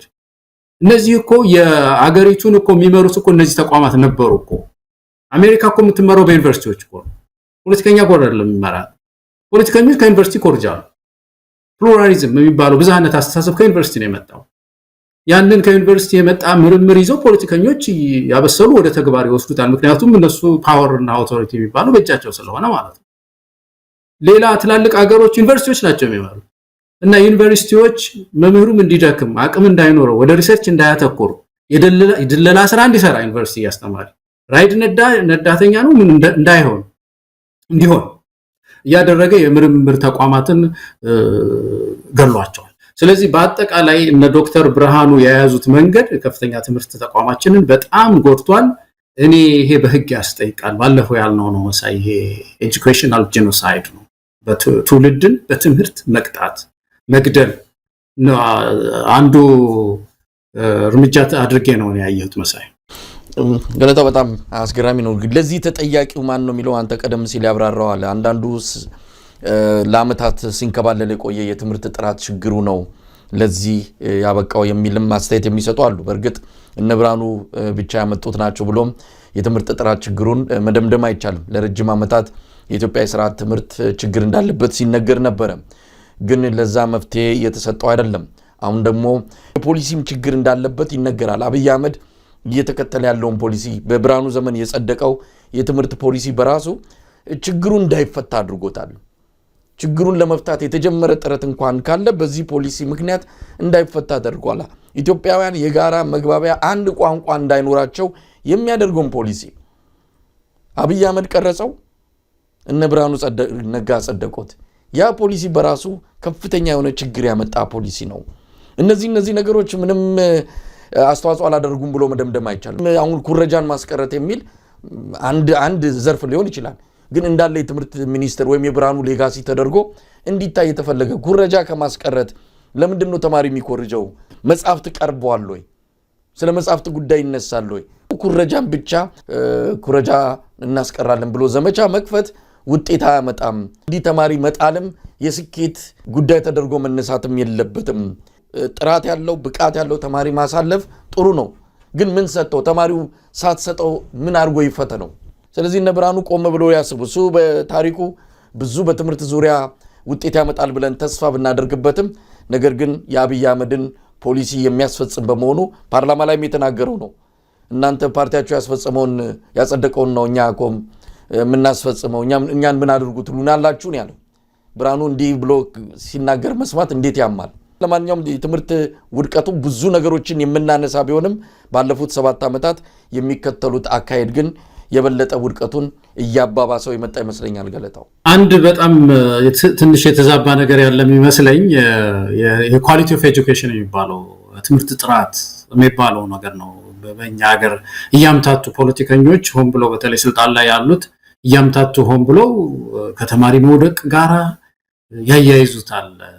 ዕውቀት አንጻራዊ ነው የሚባለው በምድራችን በኢትዮጵያ ሰማይ ስር በምድራችን ውስጥ ያለን እንዳልከው በተመገብነው ልክ ልጆቻቸውን በመገብናቸው ልክ ነው የሬሌቲቭ ግሬዲንግ ሲስተም አንጻራዊ የደረጃ ሲስተም ተዘርግቶ መገምገም ያለባቸው በዛ ነው 12ኛ ክፍል። ግን ኳሊቲ ኦፍ ኤጁኬሽን ወይም ደግሞ የትምህርት ጥራት የሚባለው ጥሩ ዘመናዊ የሆኑ መጽሐፍቶችን ማምጣት፣ ላይብረሪ በየትምህርት ቤቱ ማምጣት፣ ዘመኑ የዋጀውን ትምህርት ማቅረብ፣ እሱ ነው ምግቡ ማለት ነው። እንግዲህ ዘመናዊ ትምህርት ማቅረብ እና ምንድነው የትምህርት ጥራት ሲባል ላብራቶሪዎችን፣ የተለያዩ ላብራቶሪዎችን ማቅረብ፣ መጽሐፍቶችን ማቅረብ። አሁን በዚህ ዘመን ከዚህ ከወረቀት መጽሐፍት ጋር ያለው ግንኙነት ጠቧል። እንደምታየው መሳይ በጣም ጠቧል። ብዙዎች በኢንተርኔት ከሳይበር ወርልዱ ጋር ነው ግንኙነታቸው። ስለዚህ ልጆች ከኢንተርኔት ጋር እንዲገናኙ ማድረግ፣ የኢንተርኔት ሬታችንን ወይም ደግሞ ይሄ አቅማችንን ማሳደግ፣ በየትምህርት ቤቱ ኢንተርኔት እንዲኖር ማድረግ፣ ኮምፒውተሮች እንዲኖሩ ማድረግ፣ ያ ነው ኳሊቲ ኦፍ ኤጁኬሽን እኮ የሚባለው። እና ልጆች ጥራት ያለው ትምህርት ያገኛሉ ማለት ነው። ምዘና ከዛ በኋላ የሚመጣ ነገር ነው። በመሰረቱ ምዘና ያንን ጥራት ያለውን ምግብ በልተው አካላቸው ደህና ነው የሚለው ነገር ሌላ ነው። እሱ ደግሞ ምንድነው መሆን ያለበት? ቅድም እንዳልነው አንጻራዊ የሆነ እርስ በርሳቸው ተወዳድረው የዩኒቨርሲቲዎችን የቅበላ አቅም በማየት ያሉን 50 ዩኒቨርሲቲዎች ናቸው። ስንት ሰው እናስገባ? እንደውም በደንብ ሞልተው ተርፈው መያዝ አለባቸው። በደንብ እንዲይዙ ሰው እንዳይቀርብን ከፍተኛ ትምህርት ልጁ እንዲቀምስ ተብሎ በዛ ግሬዲንግ ሲስተም ልጆችን ታስገባለህ ማለት ነው። እና የዚህ የትምህርት ጥራት የሚባለው ነገር አሁን ከፍተኛ ትምህርት ተቋም ገቡ የተባሉት ወደ 48,000 ምናምን ናቸው መሰለኝ በአሁኑ ሰዓት 8.4 48,000 ማለት የአዲስ አበባ ዩኒቨርሲቲ 48,000 ተማሪ ነው ያለው በላይ ነው ያለው አዲስ ዩኒቨርሲቲ ብቻው። ከመጀመሪያ ዲግሪ አንስተህ እስከ መጨረሻዎቹ እስከ 3ኛ ደረጃ የሚማሩትን ደምሮ በሁሉም ፋካልቲስ ያሉት ተማሪዎች ብዛት 48,000 አካባቢ ነው። አሁን ዶክተር ብርሃኑ በዚህ ዓመት ያስገቡት ተማሪ ብዛት 48,000 ምናምን ነው። የቅበላ እንትናችንን ያየህ እንደሆነ ለ50 ዩኒቨርሲቲዎች ብታካፍለው ያኮ 1,000 አይሞላም ማለት ነው። አማካኝ 1,000 እንኳን አልተላከም ማለት ነው። ይሄ የሚያሳየው ዩኒቨርሲቲዎችን ክፍታቸውን ሊያድሩ ነው ማለት ነው። በጣም ያሳዝናል እኮ በእውነት ክፍታቸውን ሊያድሩ ነው። በዚህ ከባድ ፈተና አላለፋችሁን ተብለው ልጆች እንዳይገቡ ተደርገው ያሉት እነዚህ ጥቂት ዩኒቨርሲቲዎች እንኳን በሙሉ አቅማቸው ተማሪዎችን ተቀብለው እንዳያስተናግዱ እየተደረገ ነው ያለው። ስለዚህ በአጠቃላይ እንደው የኳሊቲ ኦፍ ኤጁኬሽን ወይም ደግሞ የትምህርት ጥራት ነው ያነሳነውና ትምህርት ጥራት ላይ ምንድነው እየሰሩ ያሉት? ላይብረሪ ያስፋፉ ነው ያሉት። ኢንተርኔት፣ ኮምፒውተር ልጆች እንዲታጠቁ እያደረጉ ነው ያሉት። እዛ ላይ ሲያወሩ አትሰማም መሳይ የሚሉት ምንድነው? ተማሪን ከባድ ፈተና አንጥቶ በሙሉ መረፍረፍ እና ያንን ሪፖርት ማድረግ ነው። ይሄ መለወጥ ይኖርበታል መሳይ። ገለታ ወደ ሌላው ርዕሰ ጉዳይ እንሂድ። እንግዲህ የግድቡ መመረቅን ምክንያት በማድረግ በአዲስ አበባ ትዕይንተ ህዝብ ተካሂዷል። ከአዲስ አበባ የደረሰን መልእክት ነው በቀጥታ። ዛሬ በአዲስ አበባ የተደረገው ሰልፍ ጉልት የሚቸረችሩትንና ሴፍትኔት ተጠቃሚዎችን ሰልፍ ውጡ፣ ካልወጣችሁም እርዳታ አይሰጥም፣ ጉልት አትሸጡም ብለው ሰልፍ የሚወጣው ከሌሊቱ 8 ሰዓት ላይ ነው። ማታ በቀበሌ አዳራሽና በወጣት ማዕከላት ተገኙ፣ እራት እናቀርባለን ብለው ወስደው አሳድረው ነው ሰልፍ ያስወጣዋቸው። ቤተሰብ የሌላቸው ልጆቻቸውን ለጎረቤት ሰጥተው ሰልፍ ወጥተዋል የሚል ነገር ነው። ይሄ የደረሰን ከሰልፉ ተሳታፊዎች አንደኛቸው ናቸው። እንግዲህ የወጡት በአብዛኛው በሴፍቲኔት ተጠቃሚ የሆኑ የመንግስት ጥገኛ እንዲሆኑ የተደረጉ የአዲስ አበባ ነዋሪዎችን ነው። በዚህ ላይ ከ80 በላይ ወጣቶች ለዚህ ዝግጅት መድረክ ትርኢት ለማቅረብ ሲለማመዱ ነበረ። በልምምድ ላይ እንዳሉም አደጋ ደርሶባቸው ወደ ሆስፒታል ተወስደዋል። ህይወታቸው ያለፈም እንዳለን የሰማ ነው። ጥቁር አንበሳ ሆስፒታል አስክሬን አልሰጥም እያለ መሆኑን ነው እንግዲህ አንድ ቤተሰብ መረጃውን ይላኩልን። ምክንያቱንም ሲገልጹ ከበላይ ትእዛዝ አልመጣልንም፣ ወሬው እንዲወጣ ስላልተፈለገ እኛ ስንገልጽላችሁ ነው ለቤተሰብ አስክሬን የምትሰጡት ብለውናል ብለው የሆስፒታል ኃላፊዎች እንደነገሯቸው ነው የገለጹልኝ። ለማንኛውም አንደኛ ሰልፉ አስፈላጊ ነው ወይ? ይሄ እስከ ህዳር ይቆያል የተባለው የህዳሴ ግድብ ምርቃት ግርግር እንግዲህ በየክልሉ በሰልፍ ታጅቦ ሊቀጥል ነው ማለት ነው። እንደሰማነው ከሆነ አማራ ክልል ቤት ለቤት ቅስቀሳ እየተደረገ ነው። ወጣችሁ ለግድቡ ምርቃት ደስታችሁን ግለጹ ነው። እኛ ምን ሰማው በተለያየ መልኩ እንዳጣራ ነው። ሰው ከፍቶታል። ሰው መስማት አይፈልግም ምንም ነገር በዚህ በግድብ ምርቃት ዙሪያ የብልጽግና መንደር ሰዎች እንጂ ከበሮ ድለቃ ላይ ያሉት አብዛኛው የማህበረሰብ ክፍል ከፍቶታል። ከዚህ ይልቅ ይሄ ስርዓት ሊወገድበትን የሚወድቅበትን ትግል ካለ ለመቀላቀል ህዝባዊ ቢተኝነት እንዲጀመር የሚያነሳሳ ኃይል ነው የሚፈልገው እንጂ ከአብይ አህመድ ምንድነው ዜማ ጋር አብሮ መደነስ የሚፈልግ አይደለም። ለማንኛውም እንዴት አየው? አዳነች አቤቤ ንግግር አድርጋለች ከካይሮ እስከ ካርቱም ከካርቱም እስከ አዲስ አበባ ይሄንን ግድብ እንዲ ምናምን ስትል ነበር። ለማንኛውም እንዴት አየው? አሁን እንግዲህ መቼም የኢትዮጵያ ሕዝብ ወደ ውስጡ እንዳያይ፣ ወደ አንጀቱ እንዳያይ፣ ወደ ረሃቡ እንዳያይ፣ ወደ ኑሮ ውድነቱ እንዳያይ በዚህ በአባይና በቀይ ባህር ነው ሊያጣድፈው የሞከረው ማሳይ። እነዚህ ሁለት ነገሮች በቃ መደነሻ እርሳው፣ እነዚህን ያሰብክ እርሳ፣ ረሃብን እርሳ ነው ለማለት ነው። በጣም በቅርብ በዚህ ለበዓል ገበያ አይ ነበር፣ አንድ የገበያ ሰርቬይ አይ ነበርና አንድ ፍየል ሞከት ወደ 45,000 ነው ምናምን ይላል ሰውየው። ፍየል ነው አንድ ሞከት ነው። የኢትዮጵያ የደሞዝ ጣራ 39,000 ነው አይደለ? ጣራ የሚባለው ነው መሰለኝ እዛ ጋር ይቆማል ይመስለኛል። የሆነ ደሞዝ ከዛ በኋላ አያድግም። ጣራ የሚባል ነገር እዛ ጣራ ላይ እንኳን ያለው ሰው መግዛት አይችልም አንድ ፍየል።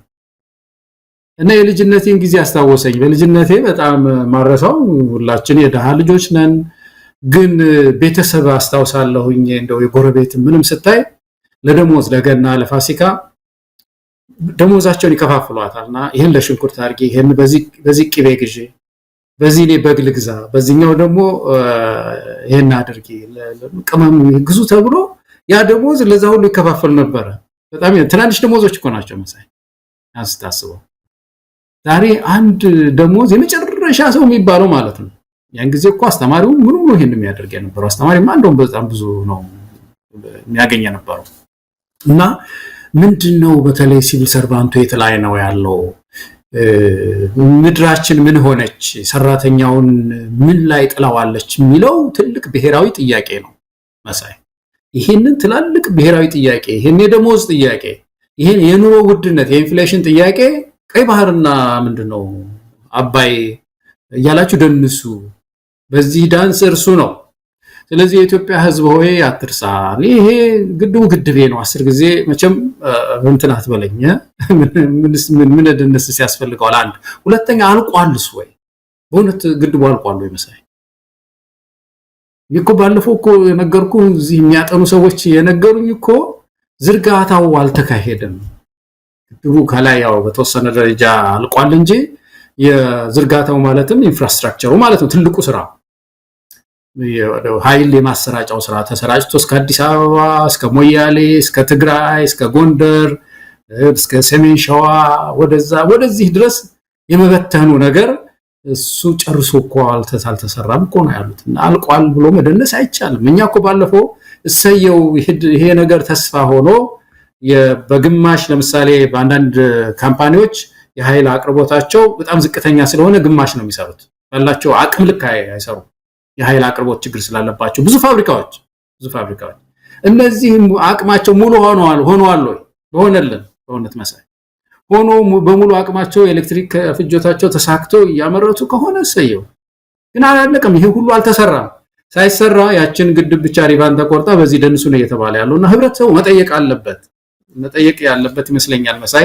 ሁለተኛ አታዘናጋን። ይሄ ዝም ብሎ ከመሬት ተነስቶ የመጣ መረጃ አይደለም። ግድቡ አልቋል ወይ የሚለው ጥያቄ መመለስ እንደሚገባው እኔም አንተም ባለፈው ተነጋግረን ያመንነው መረጃም መጥቷል። የግድቡ ተጠናቋል ተብሎ የግድቡን የሚመሩት ኢንጂነሮች በሙሉ በዚህ ጉዳይ ላይ ምንም ነገር እንዳይተነፍሱ ያ የመንግስትን አቅጣጫ እንዲከተሉ ተመርቋል ብለው እነሱም አብረው ከዚህ ከአብይ አህመድ ፕሮግራም ጋር አብረው እንዲሄዱ ነው የተፈለገው እንጂ ግድቡ አለመጠናቀቁን ኢንጂነሮቹ ያውቁታል። ግድቡ ተጠናቀቀ፣ አንድ ነገር ተጠናቀቀ ተመረቀ ሲባል ድሮም የምናውቀው አንድ ተማሪ ከዩኒቨርሲቲ በደርግ ጊዜም የምናውቀው ነው። ከዩኒቨርሲቲ ከተመረቀ በሚቀጥለው ስራ ላይ ነው የሚገባው። ስራ ሲጀምር ነው አንድ ሰው ተመርቋል ሲባል በሚቀጥለው ለስራ ዝግጁ ነው፣ ደሞዝ ሊበላ ዝግጁ ነው። ይሄ ሳውን ኤሌክትሪክ ለማመንጨት ዝግጁ ነው ወይ? በየቤቱ አምፖል ያጣ ይሄ ከፈረቃ ወጥቶ በአሁን ሰዓት የመብራት ቆጣሪ ሰው ከሚችለው በላይ ሆኖታል። 400% ነው የጨመረው። ይህንን የህብረተሰቡን ሸክም ያቃልላል ወይ? ይሄ ጥያቄ እነዚህ ጥያቄዎች ሳይመለሱ ተመረቀ ግን ደንሱ የሚባለው ነገር በእርግጥም ጥያቄ ህዝቡ ሊያነሳ ይገባዋል። መደነሱ ባዶዱ ለምን ይደንሳል? ባዶውን መደነስ የለበትም። ባዶ ዝም ብሎ በጨበጣ መደነስ የለበትም። ምን ይዤ ነው መደነሰው? ደስታዬን የሚገልጸው ምን አግኝቼ ነው ብሎ መጠየቅ አለበት። እና አብይ አህመድ ለፖለቲካ ፍጆታ ብለው ግድቡ ከመመረቁ በፊት ይሄን አጋጣሚ መጠቀም አለብን። የግድቡና የወደቡ ጉዳይ በፕሮግራም የተያዘ ነው። በብልጽግና ፓርቲ ለሚቀጥሉ ዓመት ትልቅ ስራዎች፣ ትልቅ የፕሮፓጋንዳ ስራ መስራት አለብን ብለው በእቅድ የተያዙ ናቸው። በአልቅም አለቀ ብለን እናስመርቅ ነው። በነገራችን ላይ ከዚህ በፊትም ሪቫን ሲቆርጥ ነበር እኮ። አዲስ አይደለም ሪቫን ሲቆረጥ። ከዛ በምን ይለያል? ያኔ ሪቫን የሆነ አንድ ተርባይን ሲያልቅ ሪቫን ይቆርጥ ነበረ። አሁንስ ከዛ ያለፈ ምን የመጨረሻ ደረጃ ላይ ደርሶ ነው የተመረቀው? ይሄ የፖለቲካ ግርግር መሆኑን ህብረተሰቡ በደንብ ሊያውቅ ይገባልና ያነሳው ሐሳብ ዝም ብሎ ከመሬት ተነስታ አይደለም። መረጃውም አለ። አለመጠናቀቁን የሚያሳዩ መረጃዎች እየወጡ ናቸው። ትክክል። የዝርጋታው አልተሰራም። ልክ ነው። በተለይ የዚህ ኢንፍራስትራክቸሩ ጉዳይ እንዳልተሰራ ኢንጂነሮች እንዳልከው ለኔም እዚህ በቀጥታ እዚህ አለ የሚከታተል ባለሙያዎች ናቸው። በደንብ በዝርዝር አጫውተውኛል እንዳልተሰራና ይህንን ሁሉ እያታለለ ነው ያለውና ህብረተሰቡ ይህንን ጥያቄ መጠየቅ አለበት። ከሁሉም በላይ እነዚህን ሁለት ውሃዎች አባይና ቀይ ባህር ነው የሚለው አይደለም። አሁን በዚህ ዘመን የዚህን ሚዲያ ስም ጥሩ አውጥተሃል መሳይ። አንከር ሚዲያ አንከር ማለት በአማርኛ መልህቅ ነው አይደለም? መልህቅ ማለት ነው በአማርኛ። እና ወደ ውሃ ወዲያ ከመሮጥ አገረ መንግስቱ አልረጋማው። ኢትዮጵያ አገረ መንግስት መልህቅ ይሻል መሳይ። እሱ ላይ ነው መልህቅ መወርወር መጀመሪያ መርጋት አለበት። አገረ መንግስት የፖለቲካ ሶሉሽን መፈለግ አለበት። የፖለቲካ መፍትሄ እሱ ተወርውሮ መልህቅ ተወርውሮ አገር ይርጋ። መጀመሪያ በኢኮኖሚው በጦርነት እየተናጠች እኮ ነው አገር። አሁን ቀይ ባህር ምን ይላል? ይርጋ። መጀመሪያ ይሄ አገር ይረጋ ዘንድ የፖለቲካ ሶሉሽን ያስፈልጋል። ያ መልህቅ መጣል አለበት። ያ መልህቅ ተጥሎ አገር ሲረጋ፣ አገረ መንግስት ሲረጋ የኔጎሺዬሽን እንጀምራለን። ወደ ቀይ ባህር ጊቭ ኤንድ ቴክ አለ ፕሪንሲፕል፣ ሰጥቶ መቀበል ለሁሉም የሚጠቅም ስለሆነ ኢትዮጵያ ባለቤት የምትሆንበት ብዙ መንገድ አለ። ወደዛ እንዘረጋለን። ስለዚህ ኢትዮጵያውያን አሁን መጠየቅ ያለብን ይሄ 6 ፕሮጀክት አለኝ 9 ፕሮጀክት አለኝ የሚለውን ትተህ አገረ መንግስት ይረጋ ዘንድ ሪዛይን አድርግ። አንተ ግፊት መደረግ ያለበት እንደ ኔፓሉ አመሰግናለሁ።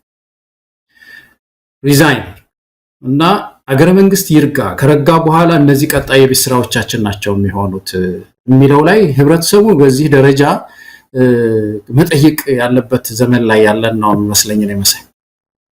እንግዲህ ለዚህ ለግድብ ምርቃት ደስታቸውን እንዲገልጹ የወጡ የአዲስ አበባ ከተማ ነዋሪዎች ሙሉ በሙሉ ማለት በሚቻል መልኩ የሴፍቲኔት ተጠቃሚ የሆኑ ማስፈራሪያ የደረሳቸው ከመንግስት ጥገኛ ሆነው መንግስት ለፖለቲካ ዓላማ ገንዘብ እየከፈለ ትንንሽ ነገሮች እየወረወረላቸው የሱ ተከታይ ያደረጋቸው ሰዎች ነው የወጡት። ማንኛውም መንግስት ሰልፍ ቢጠራ የሚወጡ ሰዎች አሉ። ይሄ የታወቀ ነው። እነዚህ ሰልፍ የወጡ ሰዎች ግን ትክክለኛ የኢትዮጵያን ህዝብ ስሜት ያንጸባርቃሉ ብሎ መውሰድ የሚቻል አይደለም።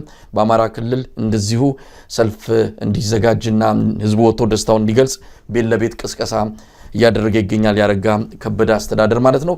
በተለይ የሞቱት ሰዎች ካሉ በዚህ በመድረክ ልምድ እያደረጉ ያሉ የሞቱት ወጣቶች ካሉ ይሄ ሊታወቅ ይገባል። ስንት ነው የሞቱት?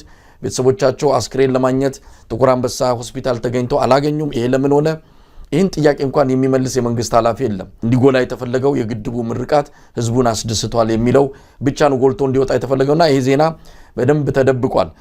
ገለታው እሱንም እስከ መጨረሻው እንከታተላለን ማለት ነው። ሌላው የዶክተር ፍጹም አሰፋ ወደ የብሔራዊ ባንክ ገዢ ይሆናሉ ተብሎ የሚነገረው መረጃ ነው። ከዚህ መረጃ ጋር በተጓዳኝ እንደዚሁ የገንዘብና ኢኮኖሚ ልማት ትብብር ምክትል ሚኒስትሩ ወይም ሚኒስትር ዴታው ዶክተር ኢዮብ ተካልኝም አንዱ በአብይ አህመድ ፋይል ውስጥ ለዚህ ቦታ የታጩ ናቸው የሚልም መረጃ ወጥቷል። ነገር ግን እያመዘነ ያለው ዶክተር ፍጹም አሰፋ ትሆናለች ተብሎ ነው።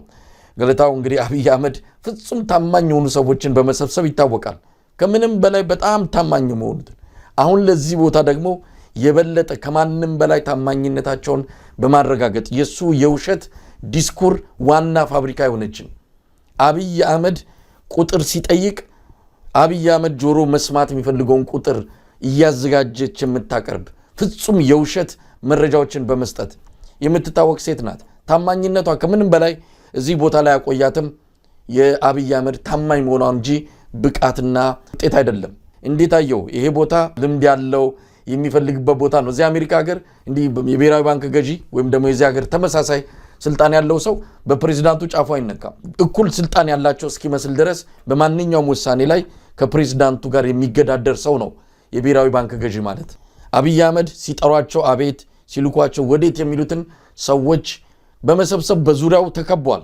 ምናልባት እቺ ሴትዮ ከሆነች የኢትዮጵያ የፋይናንስ ሴክተሩ የበለጠ ሽባ የሚሆንበት ሁኔታ ይመጣል ተብሎ ነው እንግዲህ ስጋቱ ያለው። አይኤምኤፍ በቅርብ ጊዜ ስጋቱን ባካፈለበት ጊዜ ኢትዮጵያ ውስጥ ያለኝ ስጋት ብሎ ያወጣው ሪፖርት ላይ አንዱ የብሔራዊ ባንክ ነፃ በሆኑ ሰዎች መመራት አለበት የሚል ምክር ሀሳብ ነበር ያቀረበው። እንግዲህ ዶክተር ፍጹም የፓርቲ አባል ናቸው አይደል? የብልጽግና በዛ በሚኒስትርነት ሲሰሩ የብልጽግና አባል እንደሆኑ ነው የምናውቀው። እና ዛሬ ደግሞ እንግዲህ ወደዛ ሲሄዱ ያው የበለጠ በፓርቲ ተጽዕኖ ስር የወደቀ ተቋም እንዲሆን ነው የተደረገው ማለት ነው። እና አንዱ ትልቅ ነገር ይሄ ምናልባትም ከአይኤምኤፍ ጋር የበለጠ ሊያቃቅር ይችላል። የነዛን ምክሮች አልቀበልም ማለቱን የሚያሳይ ነው። ከዛ ባሻገር ግን አብይ ሹመት በጣም ነው የሚገርመኝ መሳይ። በጣም የዚህ የሚኒስትሩን ማለት ነው ካቢኔ አንድ ሰው እኮ ማአት ቦታ ነው የሚሄደው። አንድ ጊዜ መከላከያ ሚኒስትር ይሆናል አንድ ሰው። ለምሳሌ መከላከያ ሚኒስትር በጣም ከባድ እንትን ነው እንደምታውቀው። ከዛ ይወስድና ቆላ ይለካቸዋል፣ የቆላ ሚኒስትር ያደርጋቸው አንዱ ሰው ደግሞ የስራና የክህሎት ሚኒስቴር ያደርገዋል። ሌላ ጊዜ ደግሞ የሆነ እንደዚህ መከላከያ ሚኒስቴር ያደርገዋል። እና በዛው በካቢኔው ውስጥ ሰዎች ሲንሸራሸሩ ሳይ ነው በጣም የሚገርመኝ። በጣም በዛው በካቢኔው ውስጥ ማለት ነው። ዛሬ ለምሳሌ ጌዲዮን ታውቃለህ? ዶክተር ጌዲዮን የፍትህ ሚኒስቴር ነበሩ።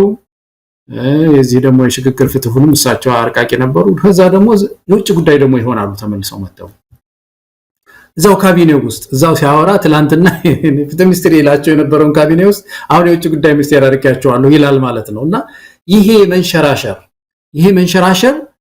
ያልታየ መንሸራሸር ነው። ሄልዚ ያልሆነ ሪሸፍል ነው። እና በሚኒስትር ደረጃ አንድ ሰው ስቴብል መሆን አለበት። ካልቻለ መውረድ ነው ካልቻለ ወደ የሚሄድበት ቦታ መፈለግ ነው ያለበት እንጂ እዛው ውስጥ እየተቀባበሉ እየተዟዟሩ አገርም እንዳይረጋ አገር መንግስትም እንዳይረጋ ሲስተሙም ራሱ እንዳይረጋ ምልክትነታቸውም ደግሞ ትላንት መከላከያ ሚኒስትር ነበሩ አሁን እኮ የቆላ ልማት ሚኒስትር ናቸው የሚለው ነገር በራሱ በየመስሪያ ቤቱ የሚያመጣው ተጽዕኖ አለ። እና አጠቃላይ አብይ አህመድ ሹምሽር በቃ ይሄ የሚያደርገው የመንቀጭቀጭ ነገር አለው አይደል? ቅድም ያነሳ ነው መሯሯጥ ነገር እንደዛው ካቢኔውንም እንደዛው ነው የሚያደርገው።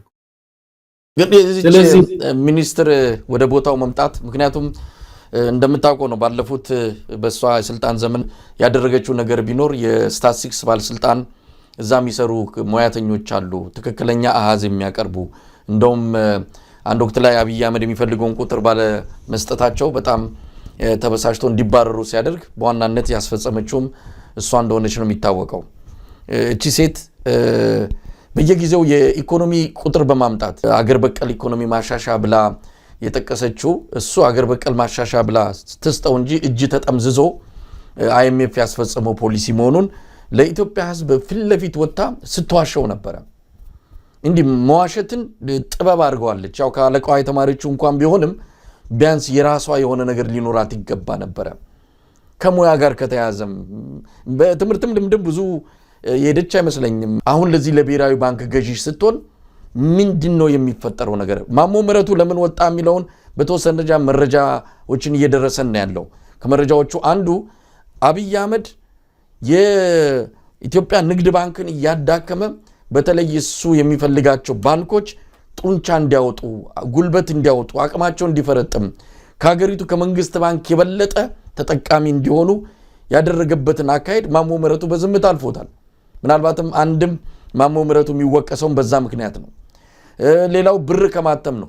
የዓለም አቀፉ የገንዘብ ድርጅት አይኤምኤፍ አታትም ያለውን ብር አብይ አህመድ ተደብቆ እያሰራጨ ገበያ ላይ በትኖታል። ይህም በተመለከተም ማሞ ምህረቱ ጋር ትንሽ መወዛገብ እንዳለ ነው። ሌላው ከወርቅ ክምችት ጋር የተያዘ ነው። የወርቅ ክምችቱ አብይ አህመድ የተባበሩት አረብ ኤሚሬትስን ህጋዊ ወርቅ እንዲሆን የተባበሩት አረብ ኤሚሬትስ ከተለያየ ቦታ በጎጥ የምታመጣው የወርቅ ምርት በኢትዮጵያ ስም ነው እየተገዛ ያለው። ኢትዮጵያ ተጠቃሚ አይደለችም። ግን አብይ አህመድ ለህገወጡ የተባበሩት አረብ ኤሚሬትስ የወርቅ ግዢ ህጋዊ ማዕቀፍ እየሰጠው ይሄ መኒ ላውንደሪንግ የሚባለው አይነት ስራ እየሰራ በኢትዮጵያ መንግስት ስም በኢትዮጵያ ህዝብ ስም የወርቅ ክምችት አለ እየተባለ ይገለጻል። በቅርቡ የተባለው 3.5 ቢሊዮን ዶላር የኢትዮጵያ ድርሻ 400 ሚሊዮን ዶላር እንደሆነ 3.1 ቢሊዮኑ የተባበሩት አረብ ኤሚሬትስ እንደሆነ ነው የሰማነው። ግን የተመዘገበውና የሚጠራው ኢትዮጵያ 3.5 ቢሊዮን የወርቅ ክምችት አላት ተብሎ ነው የተገለጸው። እንዲህ አይነት ነገር ላይ ሁሉ ከማሞ ምህረቱ ጋር ስምምነት እንዳልነበረ ነው የውስጥ ምንጮች የገለጹት። ቢያንስ በዚህ ደረጃ እቺ ሴትዮ ልትጋፈጥ ትችላለች ወይ? እንዲህ አይነት አብይ አህመድ ሀገርን አሳልፎ የሚሰጥ የቅጥረኝነት ስራ ሲሰራ የለም የኢትዮጵያን ይጎዳል የኢትዮጵያን ህዝብ ጥቅም አሳልፎ ይሰጣል ብላ ምትከራከር አይደለችም። አሜን ብላ ተቀብላ ምታስፈጽም ነች። አብይ አህመድ አሁንም በፍጹም ታማኝ በሆኑ ሰዎች ብቻ ሀገሪቱን መምራት እንደሚፈልግና ወደ መሻሻል ሳይሆን የበለጠ ውድቀት የምናይበት ጊዜ የመጣ መሆኑን ነው የተረዳነውና በጣም ያሳዝናል እቺ ሴትዮ ወደ ብሔራዊ ባንክ ገዥነት መምጣት። አዎ በአንድ ጠቅላላ ነገር መሳይ አንተ ዝርዝሩን በደንብ ሄደበታል። ይህ ሰው ገለልተኛ ተቋም ይገነባል ብለን ልናስብ አንችልም። በተወሰነ ደረጃ ሻል ያለ ነገር ሊያመጣ አይችልም። በየትኛውም ተቋም ብሔራዊ ባንክ በተለይ በቁጥጥሩ ስር መዋል የሚፈልገው ነው። ዋና የፋይናንስ ጉዳይ ማዘዣ ነው። ስለዚህ ያንን ተቋም ከመቼውም ጊዜ በላይ ሊቆጣጠረው ይፈልጋል። ሀገረ መንግስቱ ያለበት ሁኔታ ባልተረጋጋ ቁጥር ሊቆጣጠራቸው ከሚፈልጋቸው ተቋማት አንዱ ነው። ሌላው መከላከያ ነው። ሌላው ደግሞ ደህንነቱ ነው። እንግዲህ ደህንነት ያለን ብለናል ፈርሷል። የራሱን ደህንነት ፈጥሯል። እነዚህ አካሎች በተለይ በከፍተኛ ሁኔታ ከቁጥጥሩ ውጪ መውጣት የለባቸውም። ስለዚህ የተሻለ ነገር ሊያመጣ ይችላል ብለን ከጠበቅን ተላላ ነው የምንሆነው። ለዚህ ነው ስርዓታዊ ለውጥ ኢትዮጵያ ውስጥ ማምጣት ያለብን የምንለውና እኔ እንደ አዲስ ነገር ብዙ አልታየኝም። አጠቃላይ ስርዓት ለውጥ ላይ ኢትዮጵያን ማተኮር አለብን። የተለያዩ ጅምብሮችን አሁን የዚህ የቀይ ባህር የአባይ ግድብ የምን ጉዳይ ነገ ደግሞ ብዙ ባለስልጣናት ሊቀይር ይችላል። በዚህ ሳንዘናጋ ብዙ የፖለቲካ ሰዎችም መነሳት አለብን ሲሉ ነው የሰማነው። እንዳንዘናጋ እዛ ላይ ብዙ መስራት አለብን። ቶሎ ለኔፓል ቅድም እንዳልከው መሳይ የኔፓሉን ጉዳይ እንዴት እየተከታተልከው ነው? አሁን ነገሮች ተረጋግተዋል። መንግስት አፍርሰው አንድ የሽግግር ጊዜያዊ ጠቅላይ ሚኒስትር መጥተዋል። ምርጫ ሊያደርጉ እንደተዘጋጁ ነው የሰማነው። ግን ኔፓል ላይ የታየው ህዝባዊ ቢተኝነት ከቅርብ ጊዜ ከታዩት በተለየ ሁኔታ የሚጠቀስ ነው። ወጣቶች ናቸው ሙስናን እና የሥራ ዕድል መጥፋቱን መነሻ አድርገው የጀመሩት ህዝባዊ ቢተኝነት መንግስትን እንዲዋረድ ብቻ አይደለም። ጠቅላይ ሚኒስትሩ በገመድ ተይዘው ነው በሄሊኮፕተር ከቤተ መንግስታቸው እንዲያመልጡ የተደረገው። በጣም በከፍተኛ የህዝብ እንቢተኝነት የተጠለቀለቀው አብዮት ውጤታማ ሆኖ አሁን ትንሽ የመረጋጋት ሁኔታ አለ። ግን በምርጫ ቃል ተገብቶላቸው ነው ነገሮች እንደሚስተካከል ቃል ተገብቶ ነው እንግዲህ ለጊዜው የበረደው። ግን ታሪካዊ ከፍተኛ የህዝብ መነሳሳት የታየበት እንደውም አንዳንድ ኢትዮጵያውያን የነሱ በረከት ለኛ የሚድረሰን ብለው በከፍተኛ ትኩረት ሲከታተሉት የነበረው አብዮት ነው ኔፓል የተካሄደው። እንዴት ተከታተልከው? ስለ ኔፓል ሳስብ አንድ ነገር ትዝ ይለኛል መሳይ። ኔፓሎች በዚህ ከዘውዳዊ ስርዓት ወደ ሪፐብሊክ ወይም ደግሞ ህዝባዊ በላይነት የመጡት በቅርብ ነው። ከሌላው ዓለም በጣም ዘግይተው 2008 አካባቢ እንደዚህ ነው ዘውዳዊ ስርዓት እንትን ያደርገው። የዚህ ምንድነው የሚባለው እምነቱ ቡድሂዝም ንጉስ የነበራቸው ናቸውና በጣም ዘግይተው ነው የመጡት።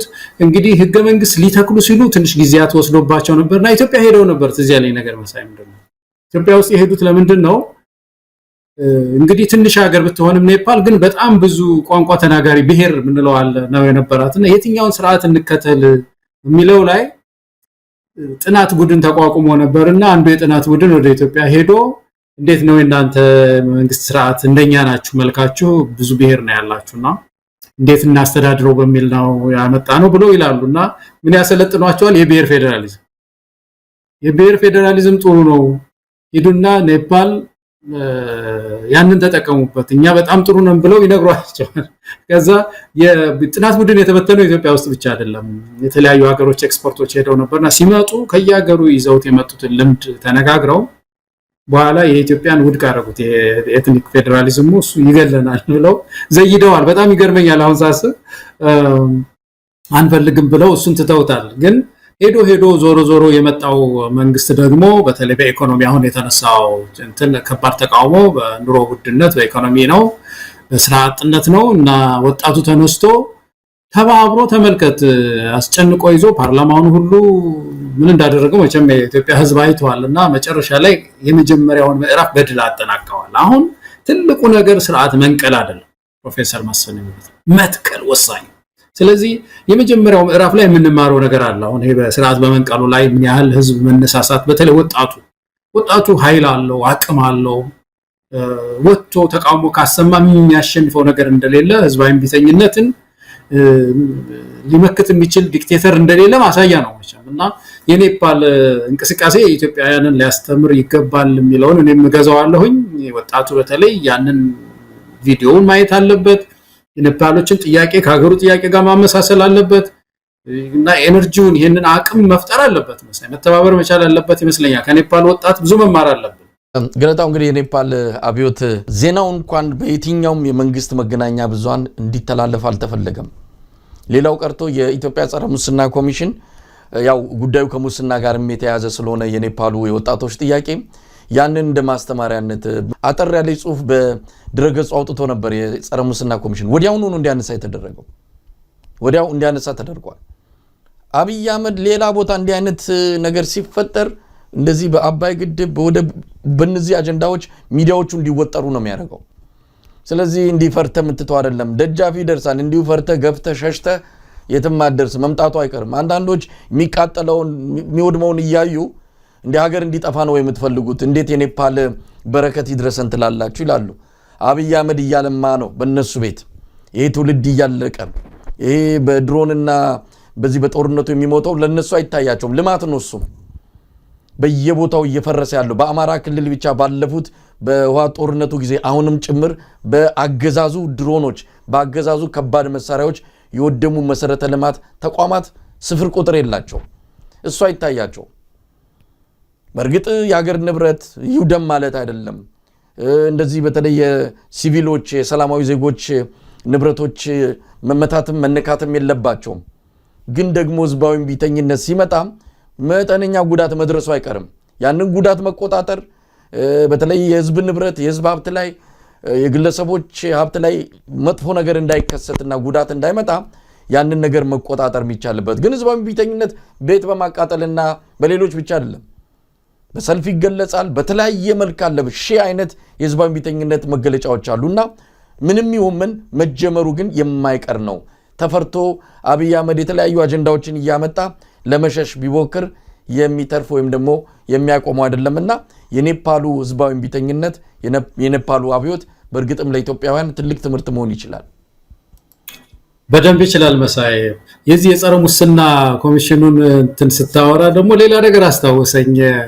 የአዲስ አበባ ዩኒቨርሲቲ አንድ ኮርስ ነበርና ስለ ሙስና ነው ሊያስተምረን የፈለገው መምህራችንና በመሃል ከዚህ ከባለስልጣናት ነበሩ ከዚህ ከፓርላማ ከምናምን የመጡ በኤክስቴንሽን የሚማሩ ማለት ነው ተቀላቅሎ አንድ ላይ ነበር ትምህርቱን የምንማረውና እዛ ኦሲአር የሚባል ትልቅ አዳራሽ አለ ታውቃለህ እዛ ውስጥ ነበርና በኋላ ስለሙስና ጀመር አረገና ምን ብሎ አሳቀው ክፍሉን ይሄን ነገር በተው ይሻላል በጫጩት ፊት ፈንግ ላይ ወራማልና ባለስልጣናቶች በኋላ ሊይዙኝ ይችላሉ ብሎ ፈርቶ ነው መሰለኝና እንደበቀለድ አድርጎ አለፈውና ግን እንደዚህ እኮ ነው አየህ ብዙ ሰዎች ፍርሃት ስላለ ሙስና ፍርሃት ስላለ ኔፓል ውስጥ የነበረ ጥያቄ እንዲህ አይነት ነበር ብሎ የጸረ ሙስና ኮሚሽን እንኳን የልጠፋትን ቶሎ አወረዳ በጫጩት ፊት ፈንግ ላይ ወራማ ምክን ብዙ እዛ አካባቢ ትልቅ ችግር አለ። ስለዚህ አሁን የኢትዮጵያ ህዝብ ግን የሚፈነገረው መፈንገል አለበት መወራት አለ ኢሹ ሆኖ መነሳት አለበት የኔፓል ጉዳይ ፈነገለው ይፈንገል ችግር ያለው። ስለዚህ እዛ ላይ ወጣቱማ ነው አሁን ምንድነው በየትኛውም ሀገር ወጣት ነው አቅም ያለው እንግዲህ መሳይ መቼም የዚህ የፖለቲካ ለውጥ ጥያቄ ሲመጣ እናቶች ከቤት አይወጡም፣ ብዙ ጊዜ ጡረተኞች አባቶች አይወጡም። የዩኒቨርሲቲ ተማሪዎች አቅማቸው ጠንከር ያሉ ወጣቶች ናቸው የሚጮሁት። ይሄ በመላው ዓለም ያለው ይሄ ጄነሬሽን ይሄ የህብረተሰብ ክፍል ከደከመ በቃ ቀንበር በጣም ትከሻው ላይ እንደው መከራውን የሚያሳየው ህዝብ ነው የሚሆነው። ስለዚህ ወጣቱ ኃላፊነት አለበት፣ በጣም ኃላፊነት አለባችሁ። ታሪካዊ የሆነ ኃላፊነት በዛ ዘመን የነበረ ወጣት ለምን ዝም አለው ይሄንን ኢሹ ሊል ይችላል የሚቀጥለው ትውልድ ማሳይ። ይሄ ሁሉ በደል ሲኖር ያን ጊዜ የነበሩ ወጣቶች ምን ነካቸው ሊባል ይችላል። ስለዚህ ወጣቶች በተለይ በከፍተኛ ትምህርት ተቋም ውስጥ ያላችሁ ወጣቶች የገበሬውን ብሶት ተመልከቱ፣ ያስተማሪያቻችሁን ብሶት ተመልከቱ። የሚያስተምሯችሁ አስተማሪዎች ምግብ ከካፌ የሚመኙበት ዘመን ላይ ነው ያደረስነውና ይሄ ነገር ሊያበቃ ይገባዋል። መምራት አልቻልክም ማለት እኮ ነው። ፌለሪቲ አይደለም ይሄ። አሁን የማክሮ ኢኮኖሚያችን ችግር የመንግስት ችግር ነው። ስለዚህ ይሄ ጉዳይ መታከም አለበት። ስልጣን ልቀቅ፣ ሪዛይን አድርግ የሚል ግፊት መደረግ አለበት ለማለት ነው መሳይ። ገለታው እንግዲህ የኔፓል በረከት ይድረሰን ያሉ ኢትዮጵያውያን በየማህበራዊ ሚዲያው ላይ የሚታየው ምኞታቸው መቼም መሬት ላይ ወድቆ የሚቀር አይመስለኝም። ከኔፓልም የከፋ ነገር ነው በኢትዮጵያ በአገዛዙ ላይ ሊደርስ የሚችለው እንዳገዛዙ ጭካኔ ምንድነው? ኔፓል ላይ እኮ የሰማነው ሙስና ጉዳይ ነው። ከዛ በኋላ ወደ 26 ነው የሚጠጉ ማህበራዊ ሚዲያ የኢንተርኔት መተግበሪያ መድረኮችን ዘጋ። መንግስት ሲዘጋ ያ ነው ፈንድቶ ሰውን ወደ አደባባይ ያስወጣው። እንደዛ አይነት ኢትዮጵያ ውስጥ እንዳለው አይነት የመንግስት በደል ያገዛዙ ጭቆና የትም ዓለም ላይ የለም። ስለዚህ የኢትዮጵያ ሕዝብ በጣም ከፍቶታል። እኔ እንደውም ምናልባትም እንደዚህ አይነት የከፋ ሽግግር እንዳይኖር ከወዲሁ ስራዎች ካልተሰሩ በስተቀር አገዛዙ የሄደበት ባለው የጭካኔ መጠን ልክ ሊፈጠር የሚችለው በተለይ በአገዛዙ ሰዎች ላይ በቀላሉ የሚታይ አይደለም። ይሄን ነገር እንደው ዝም ብለን ምንናገረው አይደለም። አገዛዙ ጭቆናውን አጥብቆታል። ሰሞኑን የምትሰማው ነው በእስር ቤቶች የሚደርሰው መከራ። በክርስቲያን ታደለ ላይ እየሰማን ያለነው ነገር እኮ ያሳዝናል። አሁን ለሁለተኛ ጊዜ ነው ኦፕራሲዮን ተደርጓል። የሚያስከፋ ነገርም ሊደርስ ይችላል። ይሄ ሁሉ የአገዛዙ የጭካኔን ልክ የሚያሳይ ነው። በዚህ መጠን ህዝብን የሚጠላ አገዛዝ ታይቶ አያውቅም። ስለዚህ ኢትዮጵያ ላይ የከፋ ሊሆን ይችላል። ይህንንም መጠበቅ ያለብን ነው። ለማንኛውም እንዲህ አይነት የከፋ ነገር ሽግግር እንዳይኖር ከወዲሁ ስራዎች መስራት አለባቸው። ገለታው በዚህ ጉዳይ ላይ ማጠቃለያ ሀሳብ ካለ? አሁን የተዘራውን ዘር ኢትዮጵያ ውስጥ እናውቃለንና ወጣቱ በጣም ስማርት መሆን አለበት። ዩኒቲውን ህብረቱን ጠብቆ ስርዓት ነቀላው ብቻ ሳይሆን ተከላውን በጥንቃቄ ስሙዝ እንዲሆን በጣም ኃላፊነት የተሞላበት ትግል፣ ወንድማማችነት ያለበት ትግል የበፊቶቹን ታሪካችንን እያሰብን ያድዋን ድል እያሰብን ይሄ እኔ ወንድም የጠባቂ ነኝ የሚል ስሜት ውስጥ በመግባት እርስ በርስ እጅ በመያዝ ከዚህ ሰው መሄድ በኋላም ምን ተክለው ስርዓት የሽግግር ጊዜ የረጋ እንዲሆን ይህን ታሳቢ ያደረገ ትግል ውስጥ መግባት ስሜት ብቻ ሳይሆን ማለት ነው። እንደው ስሜት ብቻ ሳይሆን ወፈር ያለ ሐሳብ ያለው የሽግግር ሐሳብ ያለው ትግል ውስጥ መግባት መቻል ይኖርብናል። ሁላችንም በያለንበት ጠጠር ከወረወርን በያለንበት በየድርሻዎቻችን በያቅማችን መታገል ከቻልን ለውጥ ይመጣል ኢትዮጵያ ውስጥ ፈለጠለጠር። ገለታው እንግዲህ ወደ መጨረሻው ርዕሰ ጉዳያችን እንሂድ። ዜና እረፍት ነው ያለን። ታላቁ ታዋቂው ዲፕሎማት ዶክተር ምናሴ ኃይሌ ከዚህ ዓለም በሞት ተለይተዋል። ዶክተር ምናሴ ኃይሌ የገዘፈ ማንነት ያላቸው ናቸው። እንደነሱ አይነት ኢትዮጵያውያን በተፈጠሩበት ምድር ነው እንግዲህ ዛሬ የምናያቸው መሪዎች በቅለው ኢትዮጵያን ቁልቁል እንደወረደች የከፍተኛ የታሪክ ዝቅታ ውስጥ እንዳለች የምናየው እነዚህን ባለ ታሪኮች ባስታወስን ቁጥር ነው። ዶክተር ምናሴ ኃይሌ ዲፕሎማት፣ የኢትዮጵያ ውጭ ጉዳይ ሚኒስትር ሆነው የሰሩ በኢትዮጵያ ጉዳይ ላይ በተለያዩ መድረኮች ላይ የሚከራከሩ እጅግ ድንቅ የሆኑ ኢትዮጵያዊ ናቸው።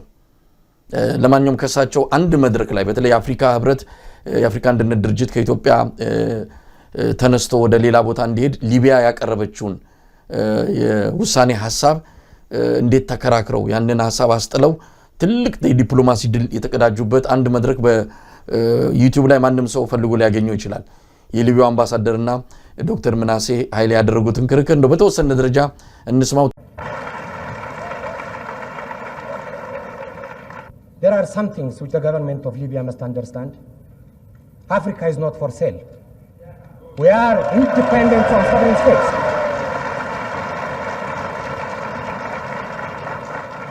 Africans are jealous of their independence and sovereignty. No matter how wealthy Libya is, that means nothing for us, and you cannot buy it. There is no head of state. There is no representative of an African government in this room that's prepared to accept dictation from Libya. You better learn that.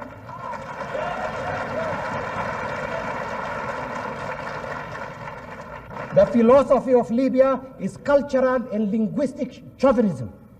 It is religious fanaticism. It's arrogance above all. Arrogance. ገለታው እንግዲህ ዶክተር ምናሴ ኃይሌ ውጭ ጉዳይ ሚኒስትር በነበሩ ጊዜ ነው። በጣም የሚደንቅ ነው። መቼም እንደነዚህ አይነት ሰዎች በተፈጠሩባት ሀገር ያሳፍራል። ለማንኛውም ዶክተር ምናሴ ኃይሌ ማን ናቸው? ባጭሩ እናስታውሳቸው። በ95 ዓመታቸው ነው ከዚህ ዓለም በሞት የተለዩት። እስቲ ገለታው ተወሰነ ነገር ስለሳቸው የምትለው ካለ? ዶክተር ምናሴ እንግዲህ ታሪካቸው እንደሚያሳየው በጣም የታወቁ የኢትዮጵያ ፖለቲከኛ ናቸው። በአፄ ኃይለ ሥላሴ ዘመንም ከአፄ ኃይለ ሥላሴ ጎን የነበሩ ዲፕሎማት ናቸው። በኋላም ውጭ ጉዳይ ሚኒስትር ሆነው እንዳልከው ሰርተዋል። ውጭ ጉዳይ ሆነው መስራት እንግዲህ አንድ ትልቅ ቦታ ነው በኢትዮጵያ ፖለቲካ ውስጥ። ከዛ ባሻገር የአሜሪካ አምባሳደርም እንደነበሩ ነው የሰማሁት። ግን ይሄ ታሪካዊ ንግግራቸው ደግሞ በጣም ያስታውሰናል። የአፍሪካ ህብረት ወደ ሌላ አካባቢ መሄድ አለበት የሚል ፕሮፖዛል ቀርቦ ነበር በሊቢያ በኩል እንደምታውቀውና ያንን በመሞገት በተለይ ኢትዮጵያ የነጻነት ምልክት ናት፣ አፍሪካ አትሸጥም፣ ለዚህ ደግሞ የቆመች ምድር ናት፣ የነጻነት ምድር ናት እና ምልክት ስለሆነች ይሄ ጉዳይ ሊሆን አይችልም፣ የአፍሪካ ህብረት ተስማምቶ ውሳኔው የሱ ቢሆንም ግን ይሄንን ታሳቢ ማድረግ አለበት ብለው የተከራከሩና የረቱ ሰው ናቸው። በወቅቱ ከባድ ድጋፍ ነበር ያገኙት እና በዚህ የሚታወሱ ሰው ናቸው። በጣም ትልቅ ሰው ነው ያጣ ነው መሳይ። በእውነት እነዚህ ሰዎች የተከሏት ሀገር፣ እነዚህ ሰዎች በየመድረኩ በዓለም አቀፍ መድረክ ላይ የተከራከሩላት ምድር ዛሬ ከባድ ችግር ውስጥ ወድቀናልና እንደገና ሪቫይቭ ማድረግ መነሳት ይኖርብናል። መቼም ለወዳጅ ዘመዶቻቸው ሁሉ በጣም መጽናናትን እመኛለሁኝ። ማስታወሻ ለእንደነዚህ አይነት ሰዎች ማድረግ በጣም ልማድ መሆን አለበት መሳይ። ይሰው ትልቅ ሰው ናቸው እና አንድ ሐውልት መትከል፣ ማስታወሻ ማስቀመጥ ለሚቀጥለው ትውልድ ያበረታታል እና እንደው በተለይ ወሎ አካባቢ እዛ አካባቢ ሰው ናቸው ይመስለኛልና እዛም አንድ ማስታወሻ አዲስ አበባ ማስታወሻ ይገባቸዋል የሚል አንድ ዜጋ እምነት አለኝ መሰለኝ። እንግዲህ ዶክተር ምናሴ ኃይሌ በብዙ ነገር ኢትዮጵያን አገልግለው ያለፉ ናቸው። የስማቸውን የአገልግሎታቸውንና ያስተዋጽኦአቸውን ያህል እንኳን የሚመጥን ነገር ሲደረግ ወይም ሲዘከርላቸው አናይም።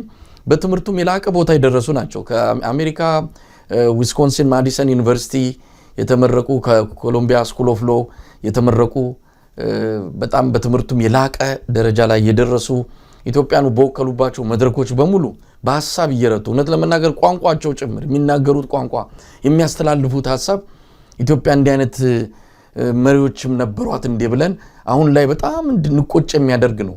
ዛሬ እንዳለ ያሉት ተደምሮ ቢጨፈለቁ አንድ ምናሴን እንኳን አያክሉም። ኢትዮጵያ ውስጥ ያሉት በውጭ ጉዳይ ሚኒስትር ደረጃ ከኢህአዴግ ጀምሮ ያሳለፉትን ሰዎች ብትመለከት ታፍርባቸዋለህ።